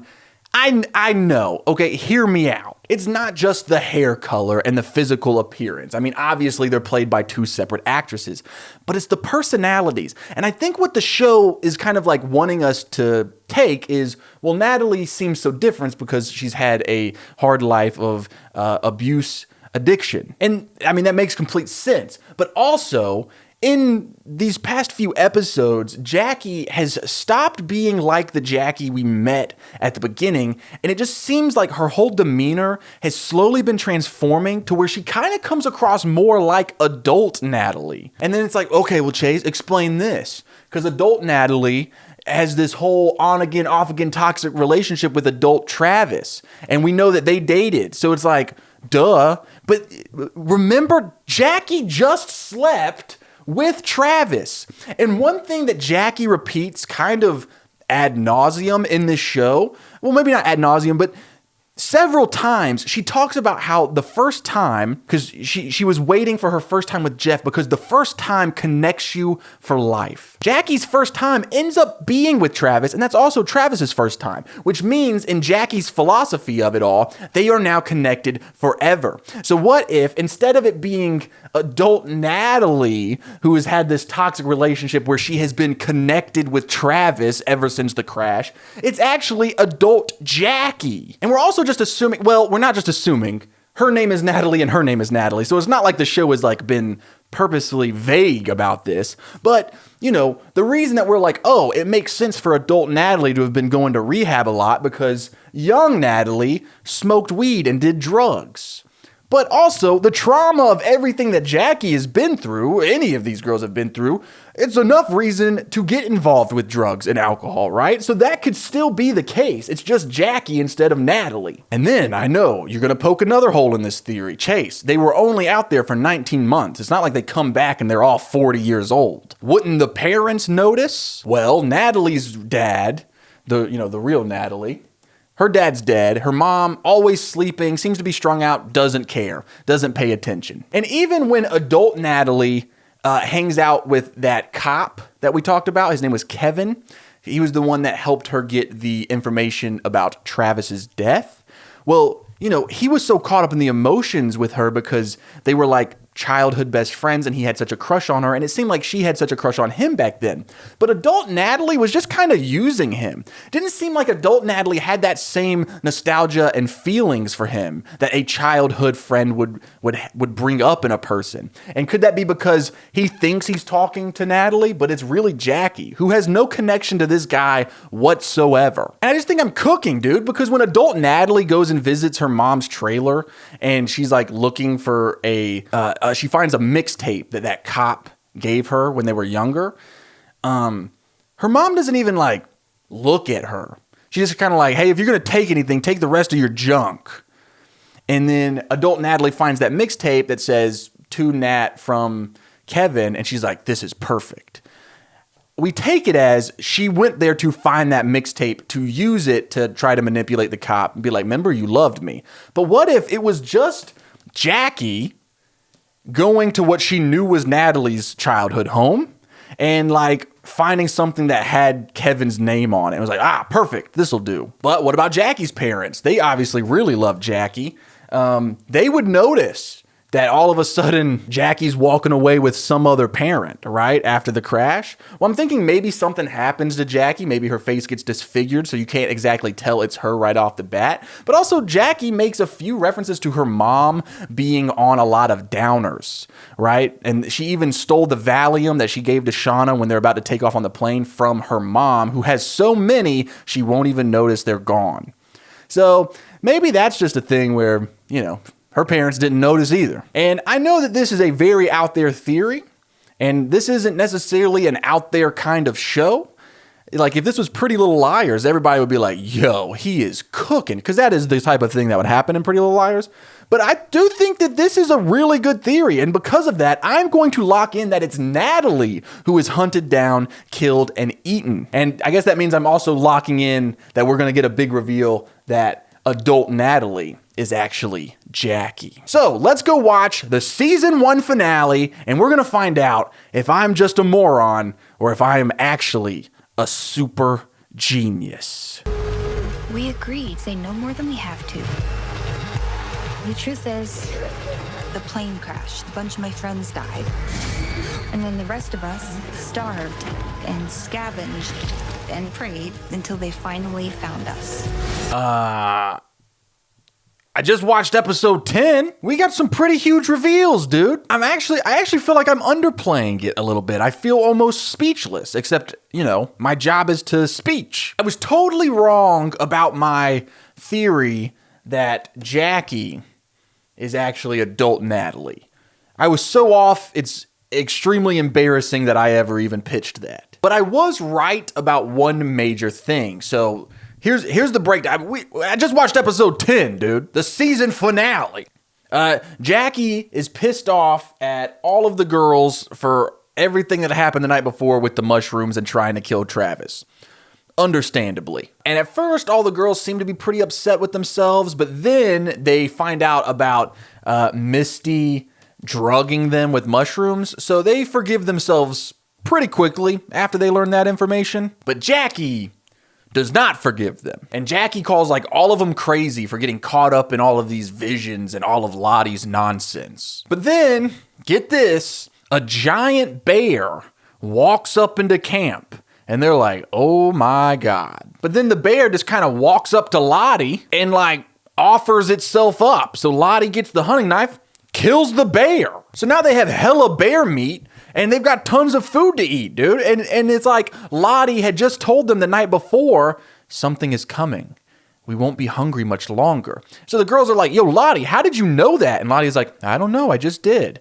Oh, Jesus. And Van in particular is very bought in that Lottie is some sort of vessel for the nature spirits. And she's just walking around with the bone, the deer bone that Lottie gave her as a good luck charm. She's just walking around wearing that thing. And so now all the girls, before they eat their dinner made of bear meat, they're like, Van's like, should we say some words or something? And so now Lottie is leading them in a prayer. She's like, thank you to the earth and the sky, stuff like that. Jackie loses her cool. She gets into a giant argument with all the girls, and then she thinks that she's gonna get everyone on her side, and she reveals to everyone that Shauna is pregnant with her boyfriend's baby. But here's the thing. None of the other girls really like Jackie, and so they very quickly side with Shauna, who is very obviously in the wrong in this situation. And it all escalates to the point Jackie and Shauna are just screaming at each other and saying really terrible things to each other. Jackie being like, you're just jealous of me because of my perfect life. And then Shauna's like, oh, you're perfect? You're pathetic. I feel bad for you. Real bad fight. And then it escalates and Jackie goes, get out. And then Shauna goes, no. If you want someone to leave, you should leave. And then all the other girls kind of back up Shauna, and they're like, yeah, you get out since you think we're so crazy. And then the coach, he's like, girls. And then that's when Lottie goes, stay out of it, coach. Lottie, very authoritative, because the coach listens, and he's a grown man. Jackie goes outside to sleep, and she's trying to start a fire for her to sleep beside, but she doesn't know how to do fire because she hasn't been pitching in at camp. She doesn't know how to do any of these survival things. And then Shauna's up in the attic, and she looks out the window, and she sees Jackie out there bundled up and just struggling to make fire. And so Ty goes, go talk to her. And Shauna does not go talk to her. She just kind of gets in bed, goes to sleep. And then we get kind of this dream scene. And we don't know if it's Shauna dreaming or if it's Jackie dreaming. But what it is we see Laura Lee, who is dead, being like, it's not so bad. And then we see the man, like a man that we've never seen before, and he's in the cabin, and he's in this room, and he looks at Jackie, and he goes, "We've been waiting for you." And I think that is the dead skeleton guy that they found in the attic. And that's when Shauna wakes up. And I'm like, okay, so is this Shauna's dream and she just feels guilty about Jackie being outside all night? So Shauna goes over to the window. It snowed last night, dude. She freaks out. She runs outside. Jackie is cuddled up in this big jacket beside the fire that she couldn't get started. And Jackie is dead. She froze to death in the middle of the night. So now Shauna is just freaking out, and all the girls are like, oh my God. And I feel like I should have seen this coming because we get a line of dialogue a few episodes back, and I can't remember who said it. I don't know if it was Jackie or Ty, but they said, we need to get out of here before winter because winter is going to get cold. And not just, oh, we need to wear a coat cold. It's going to be dying feels like falling asleep cold. And that is exactly how Jackie died. So while we were right that Jackie is not the one that they hunt down, trap in the pit, and kill and eat, but Jackie does die. So, oh, and it is absolutely Shauna's fault, by the way, because all Jackie has really done is like not pitch in around camp and be a little unlikable. Shauna has done way worse things to Jackie, but it's just like anything. It's like when you're in middle school and there's just like a mob mentality. When there's one person that everyone just doesn't really like, it's very easy to pile on and pile on and pile on until they freeze to death outside your cabin while you're stranded in the wilderness for 19 months. It really is sad, dude. And like, no wonder Shauna is so messed up as an adult. She caused the death of her best friend, who she had slept with her boyfriend and gotten pregnant with. But yeah, let's move on to the mysteries that may or may not be revealed in present day. We see the main adult girls, Ty, Shauna, and Natalie. They clean up Adam's dead body with the help of adult Misty, who is way too good at this. And then the four girls all get dressed up and go to the high school reunion together. And the girls are back, baby. They walk into the school, the reunion in slow motion in a line while music's blasting. And it's like, yo, this is awesome. It's actually a very wholesome moment because it's kind of like, oh, they're best friends. Like they all have each other. Finally. And we also get a scene with Natalie at the reunion where she seems to come to terms with the fact that Travis might have been self-inflicted death. And, you know, up to this point, she has been very adamant that someone killed him. But I think that she came to terms like, hey, maybe I was just in denial and I didn't want that to be true. So she kind of gets a little bit of acceptance. And then after the reunion, she goes to her motel room and then she goes to do the same thing that Travis did. And that's when a group of cult members wearing a necklace with this symbol on the necklace busts into Natalie's motel room and kidnaps Natalie. And at the same time, Natalie's old friend that works for the bank that Natalie was blackmailing to get information on Travis's bank account, she's leaving a voicemail because obviously Natalie doesn't have her phone because she's in the process of getting kidnapped by a cult. And she's on the phone and she goes, and I quote, "I found out who took Travis's money from his account. What have you gotten me into? I think someone is following me. Who the fuck is Lottie Matthews?" Lottie survived. Lottie is in present day. She is not just in 1996 as a teenage girl. She is in modern day 2021, which was 4 years ago as of this recording, but she is an adult. She is an adult woman, and she's a cult leader? I called it, dude. I totally nailed that. I said that Lottie killed Travis because she is now like off her meds once again, caught up in the supernatural stuff with the symbols and the witchcraft, and now she is leading a cult. She's a cult of people that follow her, and I feel like it's pretty easy to get a cult of people to follow you if you do magic tricks, like predict the future. Oh my God, dude, she's created her own religion. And so I'm pretty sure that, I mean, we don't know for certain that she killed Travis, But the way that because this is the cliffhanger ending of the first season, the season finale, right? So we don't know for sure, but it would be an insane coincidence if Natalie gets kidnapped by a group of cult members led by Lottie, and then Travis's death was just something totally different. Has to be. They're wearing the necklace with that symbol on it. That symbol is from when they were in the wilderness, but then they put candles of that symbol underneath Travis's body, dude. So it's like, it's got to be her. So I feel like we totally nailed that prediction.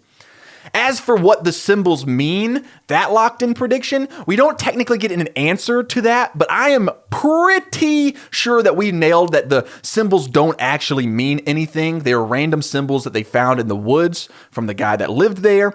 And now Lottie thinks that there's some sort of like nature symbolism spell stuff, right? And it's all just, there's no supernatural element, guys. It is Lottie off her meds, caught up in a religious hysteria where she thinks that she is like a prophet. And I fully believe this because at one point, adult Ty, or maybe it was teenage Ty, I think it was teenage Ty talking to Van. She says this line of dialogue: "You're searching for a big conspiracy. What if the truth is that we're all just fucked in the head from what happened to us?" Now that I say it out loud, I'm pretty sure that was actually what adult Shauna said to Natalie when Natalie was like, "I think someone's killed Travis." And Shauna's like, "No." And I think that sentence of dialogue embodies what is going on here. It's everything that I've been trying to say. It's not a big conspiracy. It's not a bunch of supernatural stuff. They're all gone through a hugely traumatic event. And that is what has caused all of this hysteria. As for the mystery of who is the leader that's wearing the antlers, I think, again, we do not know for certain. I think it's pretty obviously going to be Lottie, especially now that we know that Lottie survives the entire time in the wilderness because she makes it to adulthood.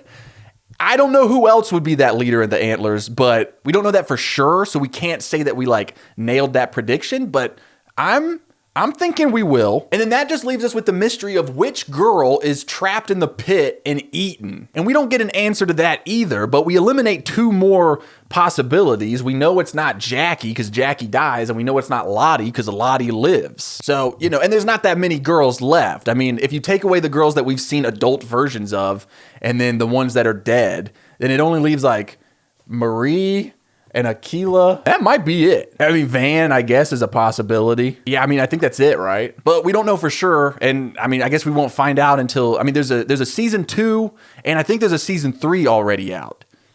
So we'll have to do like part 2 and part 3 if this video does well. So yeah, that's how our predictions went. Here's a few more things that happen in the finale that I'm just going to bring up in case we do YellowJackets, Can I Solve season 2 and season 3. Here's a few things that happen in this episode.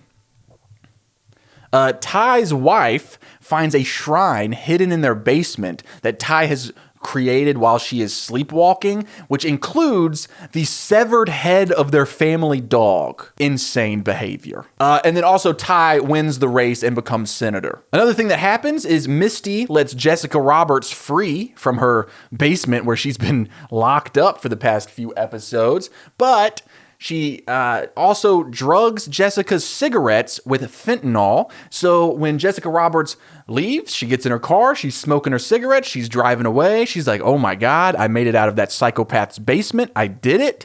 And then she dies. So Misty is a crazy person. Shauna and her husband, Jeff, they are happier than ever. All it took was a blackmail scheme and the murder of her affair partner, and they are one big happy family. One thing that happens that kind of sets up a uh-oh for season 2 is that they're watching TV with their daughter, Callie, kind of a very wholesome family moment, and then the news reports the missing person, Adam, who Shauna's daughter Callie knows about and knew was sleeping with her mom. So I'm assuming that's going to be a plot point in the next season where Callie's like, "Did you kill that guy?" So yeah, that's everything that pretty much happens. So did I succeed? Did I solve YellowJackets before the reveal? I did not predict who was blackmailing them. I did predict that Lottie is the one who kills Travis. I think. I don't know for sure about the symbols, but I'm pretty sure I nailed that. Just like I don't know for certain who is wearing the antlers, but I have a strong feeling it's the cult leader. So really, if we're keeping score, which I like to think we are, I would say maybe I got half right, half wrong. Feels like a pretty good track record to me. We won't know for sure until we watch seasons 2 and 3. So make sure you like the video, comment, subscribe, do all that stuff. Let me know if you want me to do season 2 and season 3. Thanks again to Rocket Money for sponsoring this video. I was hoping they were gonna send me a rocket. I'll hold my breath. I've got links in the description for my Patreon if you wanna help support. I got merch, I got a weekly newsletter that I put out. All that's down below. All right, cool.